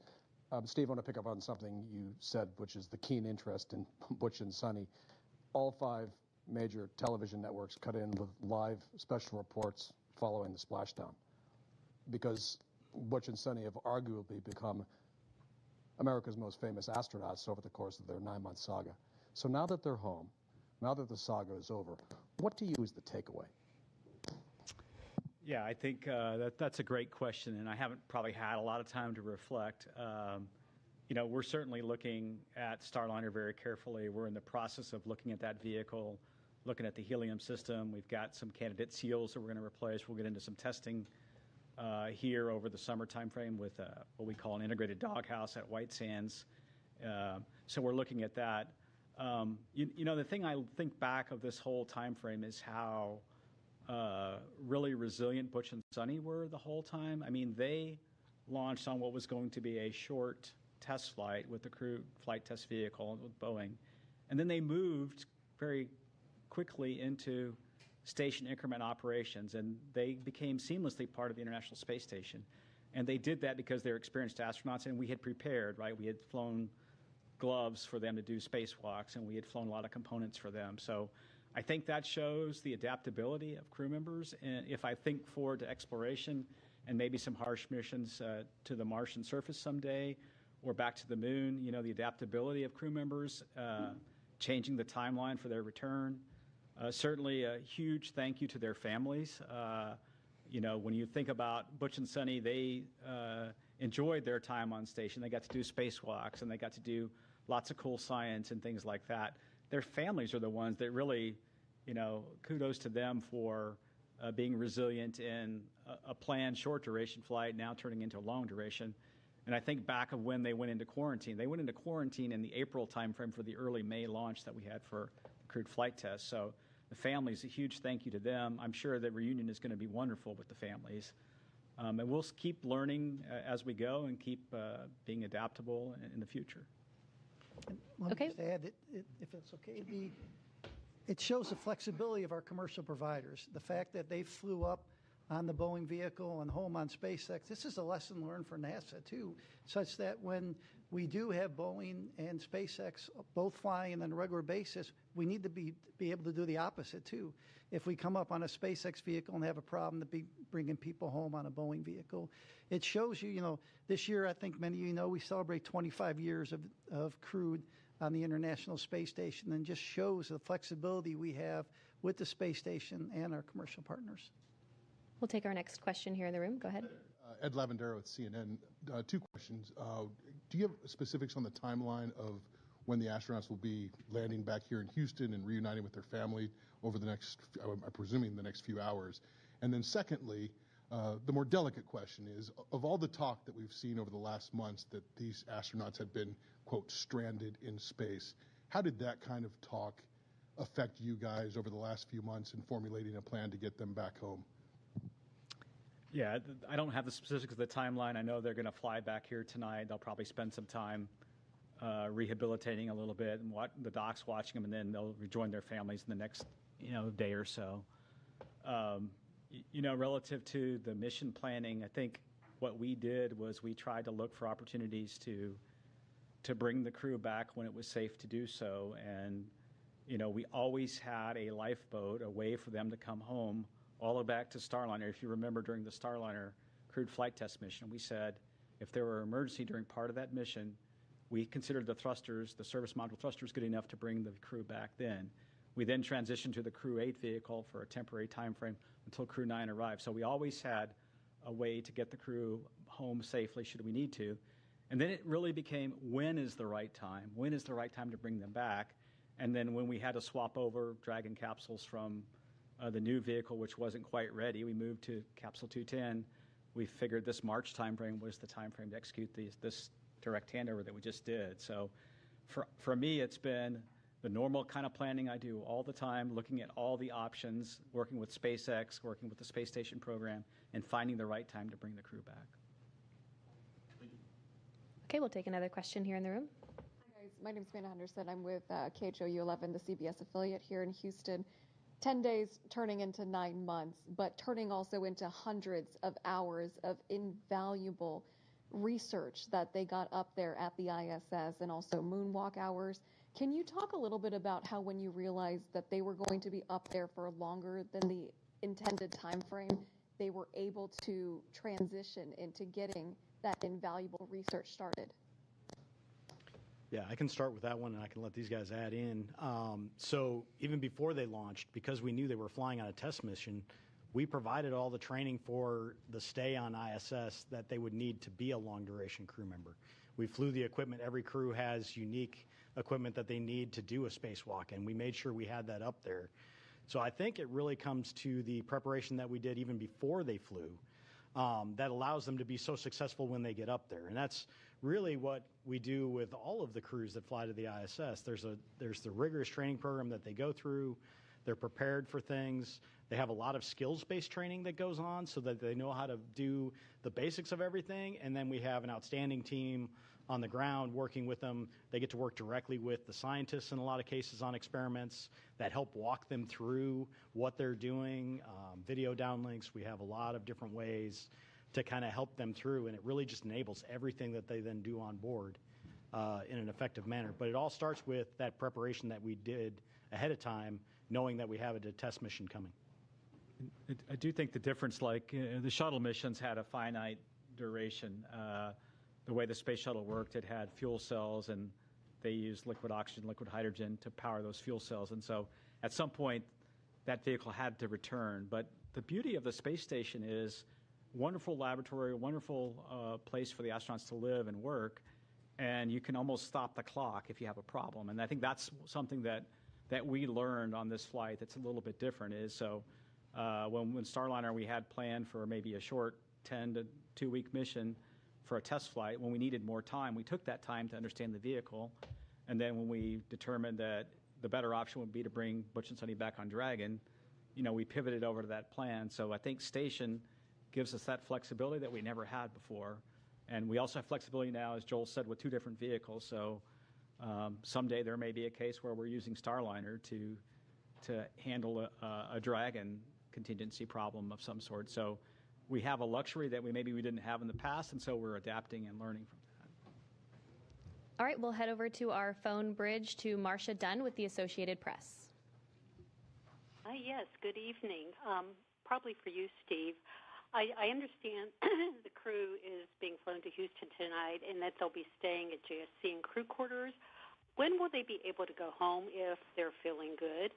How much time off do they get before they have to go back to work? Are you giving them some extra bonus vacation?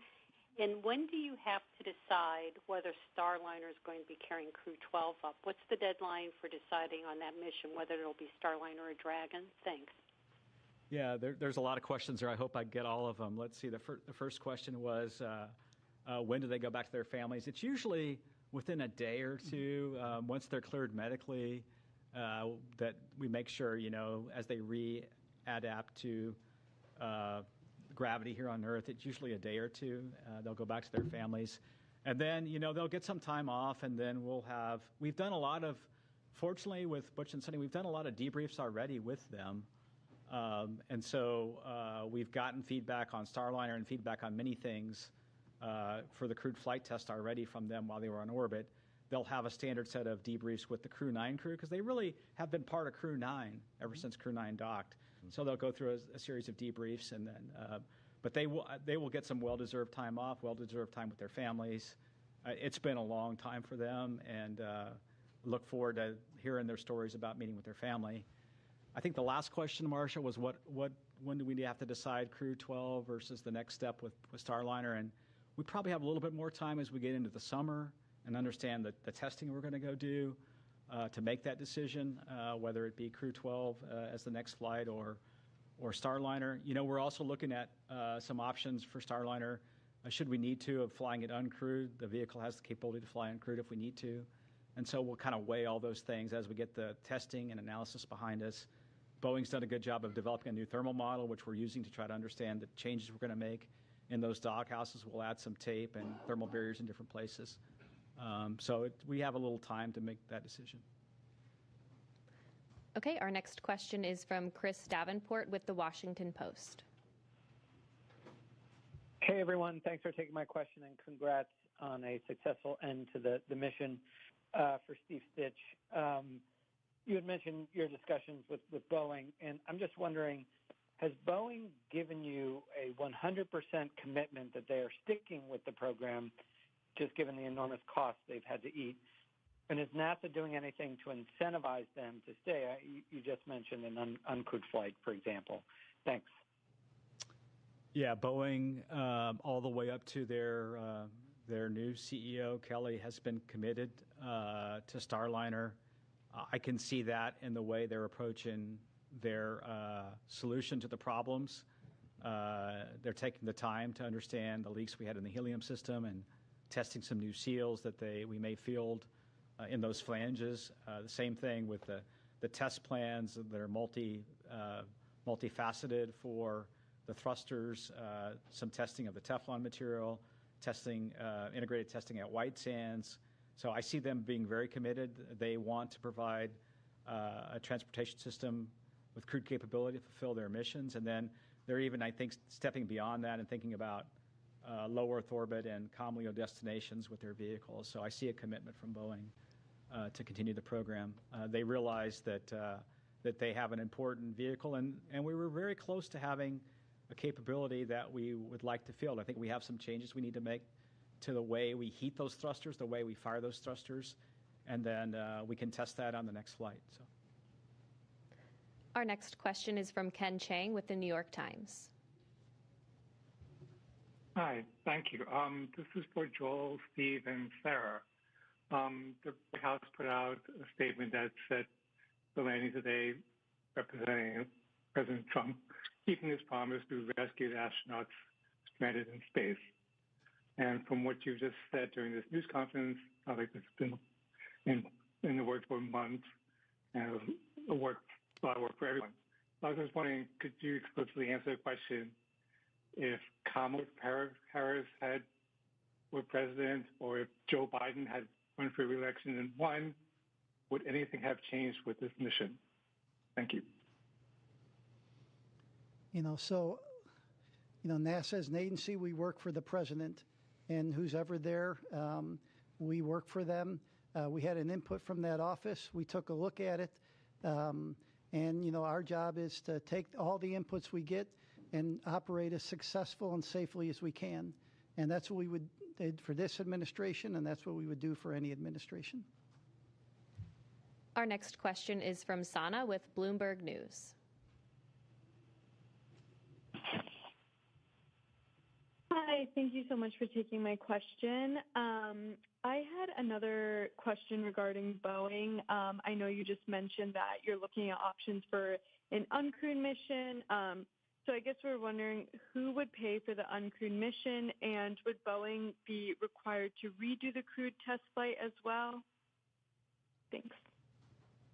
Yeah, what we're looking at right now is we really want what I would call is a crewed capable vehicle. So even if we were to fly the vehicle without a crew in the return back to the next steps on with Starliner, we want that to be crew capable. So we want it to have all the systems in place that we could fly a crew with. In fact, as I think about it, it might be there for a contingency situation as we prepare for whatever events could happen. One of the things that I've learned in my time at NASA is always be prepared for the unexpected, always have options. And so that's what we're thinking about. So we'll take those steps forward. We'll look at the test data. We'll make a decision whether to fly it crewed or uncrewed. And then, we are trying to do it under what we call this post-certification phase of the contract. And Boeing has delivered a lot of the certification data already. They have a little bit more to go relative to the prop system. I think we talked about they're flying a new spacesuit eventually, and a few other things like that. So we're looking at doing it under that phase of the contract, and NASA meeting its commitments on those flights. Our next question is from Will Robinson-Smith with Spaceflight Now. Hi, thanks so much for taking the time to talk with us today, and congrats on the splashdown of Crew 9. Maybe just following up on Ken's question to Joel and Stitch and Sarah. Obviously, as you've discussed tonight and over the last several months, the plan has been established for some time on how to bring Butch and Suni back to Earth. But barring them returning on the seats that were added on the Crew 8 Dragon spacecraft, had the decision been made to try to bring them back any earlier, was there a Dragon spacecraft that would have been available to operate that mission prior to the Dragon that we just saw support the launch of Crew 10? Thanks. Yeah, the earliest Dragon that we had to go fly the mission really was this capsule 210. And so when we were planning originally on Crew 10 to have the newer spacecraft, we thought it would be ready. And initially, we were going to launch in mid-February. We moved it to March 25th. And then I think Sarah talked briefly before about some of the challenges we had, or maybe it was Mr. Gerstenmaier, with a battery system that was a bad component we had to pull off. We had to pull the heat shield off and vector out of some work on the vehicle. We had some challenges with some valves in the prop system. And this, to me, is just evidence of how complicated. I don't think we always do a super good job of explaining how complicated the spacecraft itself is made up of millions of components that have to work in an integrated fashion, and you go through testing and qualification to get there. And so those components didn't work. And when we looked at that, we just pivoted over to the vehicle that was going to be ready the soonest, which was Capsule 210, and that led us to the March 12th date and then eventually the March 15th launch. Our next. Yeah, and maybe I would just add that with 5 Crew Dragon spacecraft in the fleet, certainly many paths are possible, right? With the allocations as we had them with our current slate of missions in the next 12 to 18 months, exactly as Steve said, it was the new spacecraft that was anticipated to be ready first, with the one we ended up flying shortly on the heels, and then when we ran into a processing issue on that new vehicle, the other one could be ready sooner, and so those were the 2 that were coming available.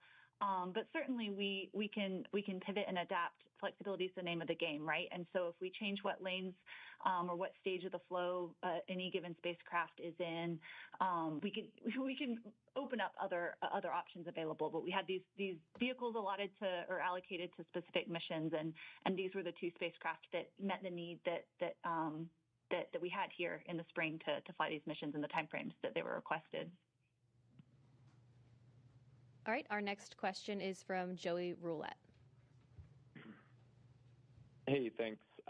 Just two questions. One quick one for Steve. I just want to be clear. So it sounds like the testing results that you guys are going to have with Starliner this summer and maybe later on is going to determine whether its next mission is uncrewed or crewed. And whatever that next crewed mission is that going to be like a routine certification crew mission, or might there be another CFT? And then the second question is for Bill Specht. I was just wondering if there's any studies that Butch and Suni are involved in that investigates the like behavioral or psychological kind of response to not just long duration spaceflight, but unexpected changes to a mission in the middle of it. Thanks.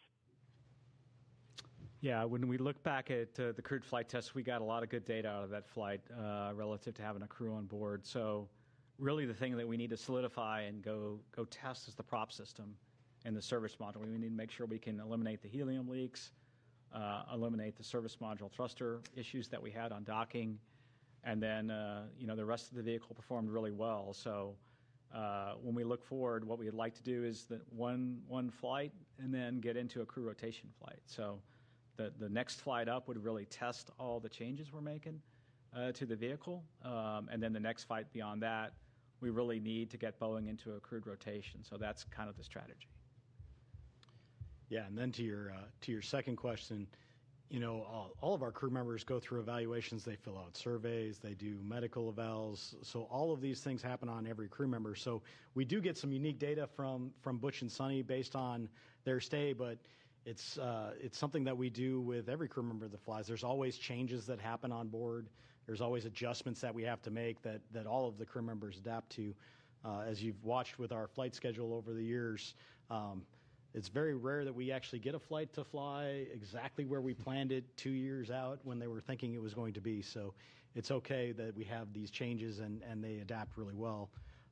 But everybody gets kind of looked at in terms of those effects and understanding just the effects of spaceflight on them. So. Okay, our next question is from Maria with KBIR Knoxville. Hi, yes, thank you so much for your time. If someone can walk me through the physical and mental adjustments that the astronauts are going to be experiencing. I can try and see if Bill and Joel have anything to add. When they get back, the body is an amazingly adaptable.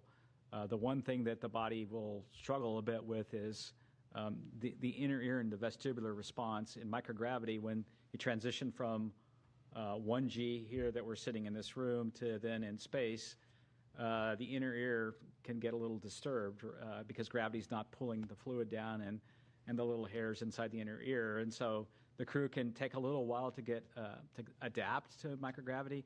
That same thing happens in reverse when you land back on Earth. The human body was adaptable and was used to being in microgravity. Now, the vestibular response is such that you feel disoriented, you may feel a little dizzy, you may have trouble getting up.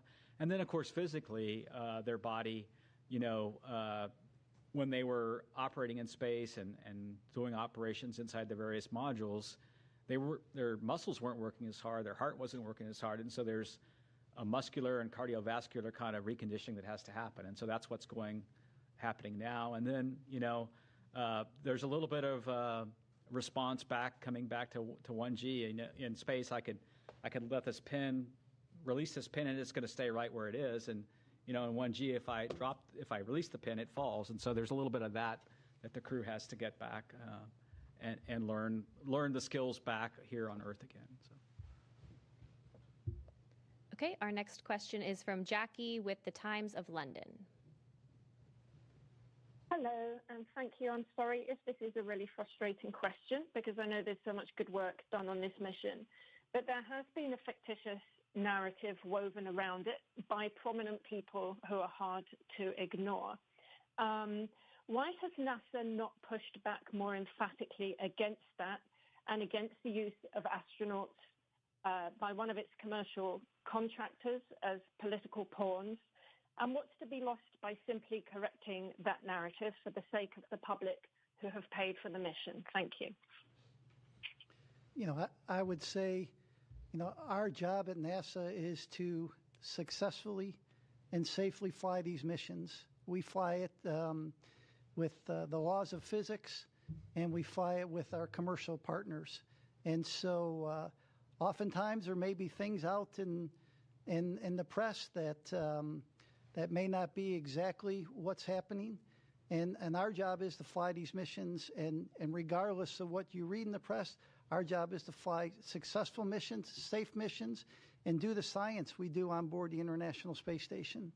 I mentioned this year 25 years of continuous crew presence on board later this year, the International Space Station. And we do about 150 experiments every expedition we fly. So think about it, every 6 months. I think we're over 3,000 experiments since we started the International Space Station, and that's what we focus on. Okay, our next question is from Jeff Faust with Space News. Hey, good evening. Question for Bill or Steve. Since the Crew 9, Crew 10 handover lasted only a couple of days, was there anything you would normally do on a handover you weren't able to do in this case? And in the future, might you consider shorter handovers between future commercial crew missions? Thanks. Yeah, across the board, the main thing that we have to get done is, like anytime you get to a new place, is the emergency briefings. Where do I go in case of an emergency? What are my duties in terms of an emergency? And that happens very early on. And then the follow-ons are more of the general, hey, where did you guys put this thing? Or where did you put that? Where did you leave this wrench when you get up there? Because you can imagine the size of the space station is so large, and there's a lot of stuff up there.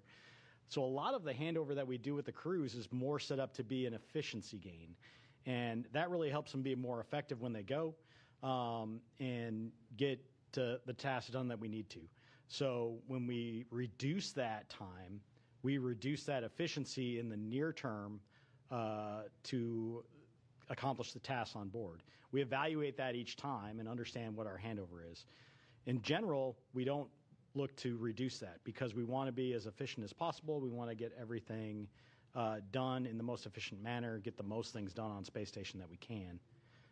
But in this case, it was actually to our advantage to go work that shorter handover and then get them home as quicker, hitting this weather day that we had here today, and not leave it up to how the weather was going to behave days and days from now. So the critical stuff always gets done, that emergency handover, that how do we go handle contingencies on board. They're trained on the ground for all of these things, and we have a lot of support for the teams on the ground to help them as they go, so we can shorten it if we want to, but it's not quite the same as getting up there and finding out from the person that's been up there for 6 months, hey, I found that this was the best spot to put this, or I left this here, and so when you need it, go look over there to go do this, or this is the best way to go pull out this drawer, or whatever you have to do for your experiments on board. So nothing beats that face-to-face handover and the time they get up there, but we have the options to shorten it when it makes the most sense. Okay, our next question is from Sawyer with NASASpaceflight.com. Thank you so much. This question is, I believe, for Sarah. With this being the final splashdown on the east coast of the United States, what is the plan for Megan? Is that going to be repurposed to the west coast? Is that going to stay on the east coast? And then what becomes the contingency if, for example, the weather isn't good at the planned Pacific landing sites, whereas here you had the Gulf and the Atlantic?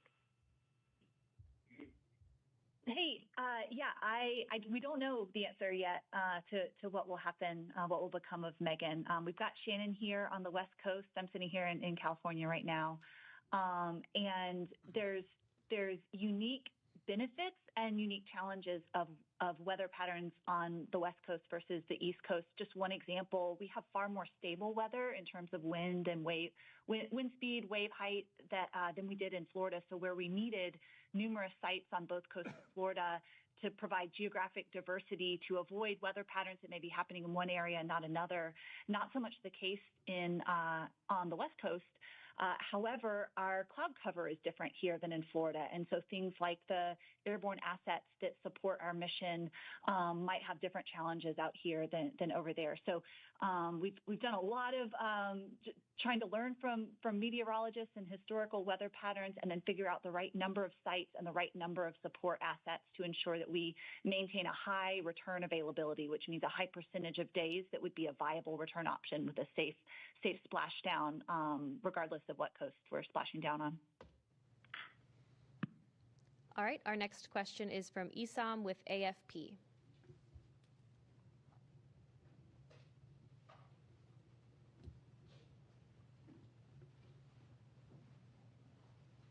If you're talking, we can't hear you.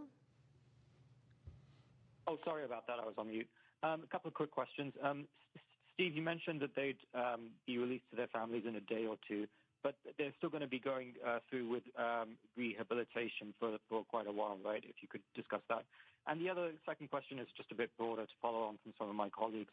As Steve confirmed that, Crew 10 was the designated mission that this could happen, could you help us sort of square that circle that, with praising the administration for accelerating the timeline? How concretely, just to follow up on my colleagues' questions, how concretely can the administration be credited with accelerating the recovery when, the plan hasn't fundamentally changed here? It's just something that we're having a little bit of trouble understanding. Thank you.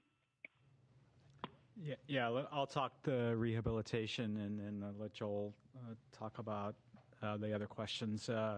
Rehabilitation will continue. There's a sequence of exercises that they do to try to regain their physical strength over a number of weeks. It's a pretty standard protocol that they go through post-landing to recover. It's well documented, well practiced, and the docs and the trainers that do this work will kind of follow each crew member, whether it be Butch and Suni or the others. We talk about Butch and Suni because they had a 9-month stay, but the others had 171-day stay or so, which is pretty typical of what we've had. And I'll let Joel handle the other questions. And so you were asking the input from the administration. So I think Ken Bowersox said it well the other day. It excited the system, right? It gave us some energy in the system. But the other input was to do this successfully and safely. And that's why I talked about all the different inputs that you get. We got the input from the White House, but you also have to look at the vehicle readiness. We talked about looking at weather. We talked about recovery team, handover, the vehicle traffic going to and from the International Space Station. So when you put all that together, we came up with, I thought, a pretty good plan that the teams executed over the last 4 or 5 days. All right, we'll take the next question here in the room. Darlene Ferris with Fox 26 Houston. I was just wondering if any of the experiments or tasks, was there anything that was able to be done due to the unexpected extra manpower with them on board that wouldn't have like a benefit to having the extra people? So we, once Crew 9 arrived and Crew 8 departed, we were at our normal crew level. So we managed within the normal kind of cadence that we did there. But before that, we absolutely took advantage of Butch and Suni being there and having the extra hands. We had some maintenance activities that had to be done over the summer that would have potentially taken away from some of the science that we were doing that we didn't have to take away from that time because of the fact that we had the extra hands there. So it was great having them there over the summer as extra hands to help out with a number of activities going on. Okay, we'll take our next question here in the room. This may be premature, but initial reports from the recovery ship just about their condition and how they're doing, has anybody heard?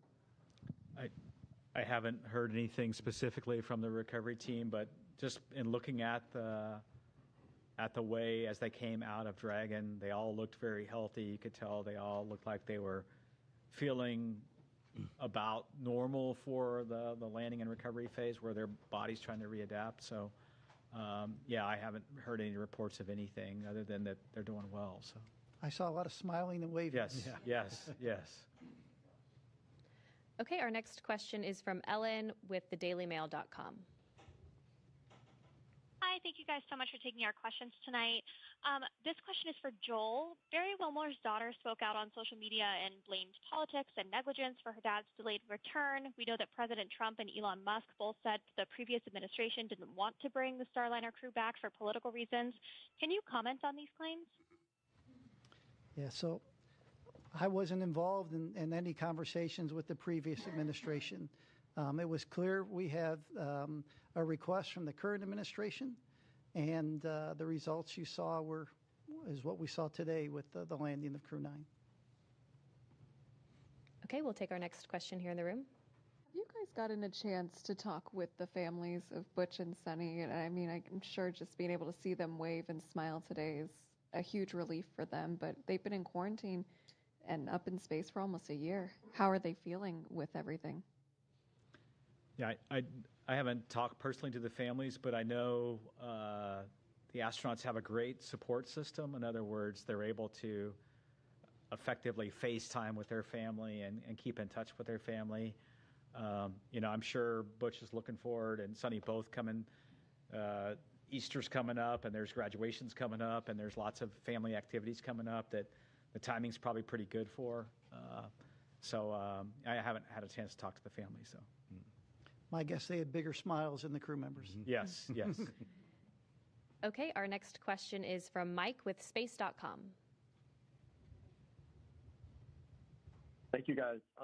This is probably for Sarah. I was just wondering, were there any different approaches that you guys took with this Dragon to kind of meet this faster deadline, or this, and if there are any kind of changes to the processing, are there things you can take into future missions? Hey, no changes to the processing. And actually, if you're able to go back and listen to Friday night's briefing, I think Steve also shared a little more detail about that. But similar process, it's just a matter of doing a little bit of Tetris within our facilities of what vehicles are going into what tests or what operations in the pre-launch processing flow first. So we certainly did that. There's a few items of hardware within the vehicle that are unique to the specific crew flying. For example, we have small, medium, and large seat buckets installed in each of the 4 locations, and then custom foam for each individual to further customize their experience. And so there was a little bit of just doing the tally on the unique hardware and making sure it was all okay to be used for this mission, but nothing unique to the actual processing flow itself. Okay, our next question is from Carolyn with Fortune Magazine. Thank you very much, and congratulations. I'm wondering, can you just share a little more how Suni and Butch handled kind of the switch mentally to the 9-month mission, besides being very resilient, and what advice you give the rest of us lonely humans when we encounter challenging circumstances? And then maybe just talk a little more about the physical repercussions with respect to radiation, effects on the heart and cornea, that kind of thing, and how we go about planning to protect against that when we think about missions like to Mars and extended stays. Thanks. I can start, and then the other guys could ask. Before an astronaut flies, we talk to the crew. The crew members are talked to about extending. Hey, you may be assigned for a 6-month mission or an 8-day mission in this case, and you may be extended. Frank Rubio was an example, right? Mark Vande Hei was an example. So this isn't the first time that people are flown. Clearly, their mission was much shorter than those other missions, but the crew members are talked about, hey, what would you do if you had to be up there for a year? So they mentally prepare before they launch, and they talk to the other crew members that have flown for these long-duration missions. And so the teams are preparing. We do different things on the ground. If you're there a little longer than normal, maybe you'll have some extra family conference times, or maybe a half day off after a certain amount of time on orbit. And so we had experience from past crew members, and we made changes in the operations and how we do that. And so let's see, Bill, if you want to add anything to that. Yeah, I think the other question was, really on kind of the effects of space on people in general, and when you change the duration on them. We look at every crew member when they're going up and making sure that we feel confident, even if their mission had to be extended, that they're up for it and that they've got, I think, the time allowable, I think, for them to stay in space and to go through that. We monitor everything on board. We keep an eye on things like radiation. We keep an eye on things like solar activity that can affect that. We keep an eye on the rest of the environmental factors on board, whether it be the carbon dioxide levels, the CO2 levels, the contaminants that we have on board. We have scrubbers and filters and things that take that out. So we do all the things that we would normally do to manage that for crew and minimize their exposure to anything that could be considered harmful. And then we limit the times to the best of our ability that we can up there. Our next question is from Marcia Smith with spacepolicyonline.com. Thanks so much. Steve, you mentioned that Crew 11 might launch as early as July, which seems like a pretty short interval for Crew 10 to be up there. Could you talk about what's driving you to launch as early as July? And will either of the astronauts who are bumped from Crew 9 be on Crew 11, Stephanie Wilson or Zena Cardman? And which capsule will they be flying? Let's see the timing for that mission right now. Originally we were going to fly that mission. We had been, if you look at historically, our rotations have been in February and August.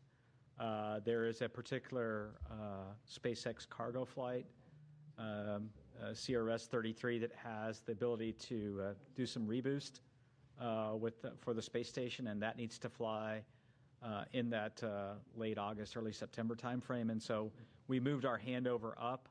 That boost trunk is what we call it, will be there for a large part of the fall timeframe. So to get all the propellant used on that mission. So that's why we looked at moving it up. Right now, we think we'll fly probably the capsule 206, which is our fleet leader. It'll be on its 6th flight. We'll continue to work that with SpaceX.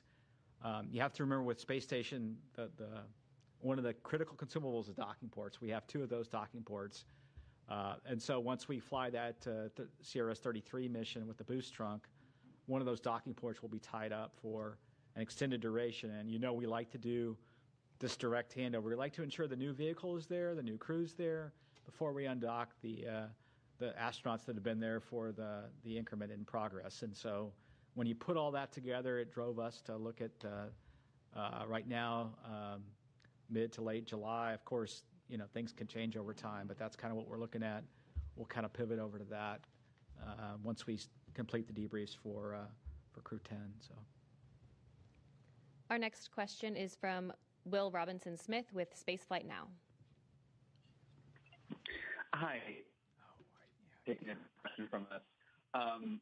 Question to Steve Fitch. Going back to the comment you made earlier in this briefing, correct me if I'm wrong, but I think you said that there was another look that needed to be taken at the flight suit for those flying both flying. Can you add a little bit of detail into that may need to be changed and reason for that? Thanks. Did you get that? I couldn't. I'm sorry, you're coming in a little bit, it's breaking up a little bit. Can you please try to repeat your question?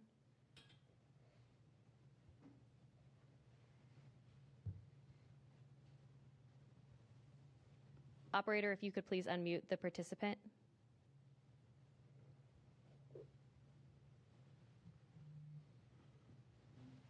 Will, if you're talking, we can't hear you. Can you hear me? Yep, we can hear you now. Okay, perfect. Nope. I'm sorry, we keep losing you. If you could just follow up with us after this news conference, we'll be happy to get a response over to you from the panel up here. But for now, that'll do it for our press conference this evening. Once again, Crew 9 is safely back on Earth. And as always, you can follow NASA and all of our missions on nasa.gov. Thanks for joining. We'll see you next time.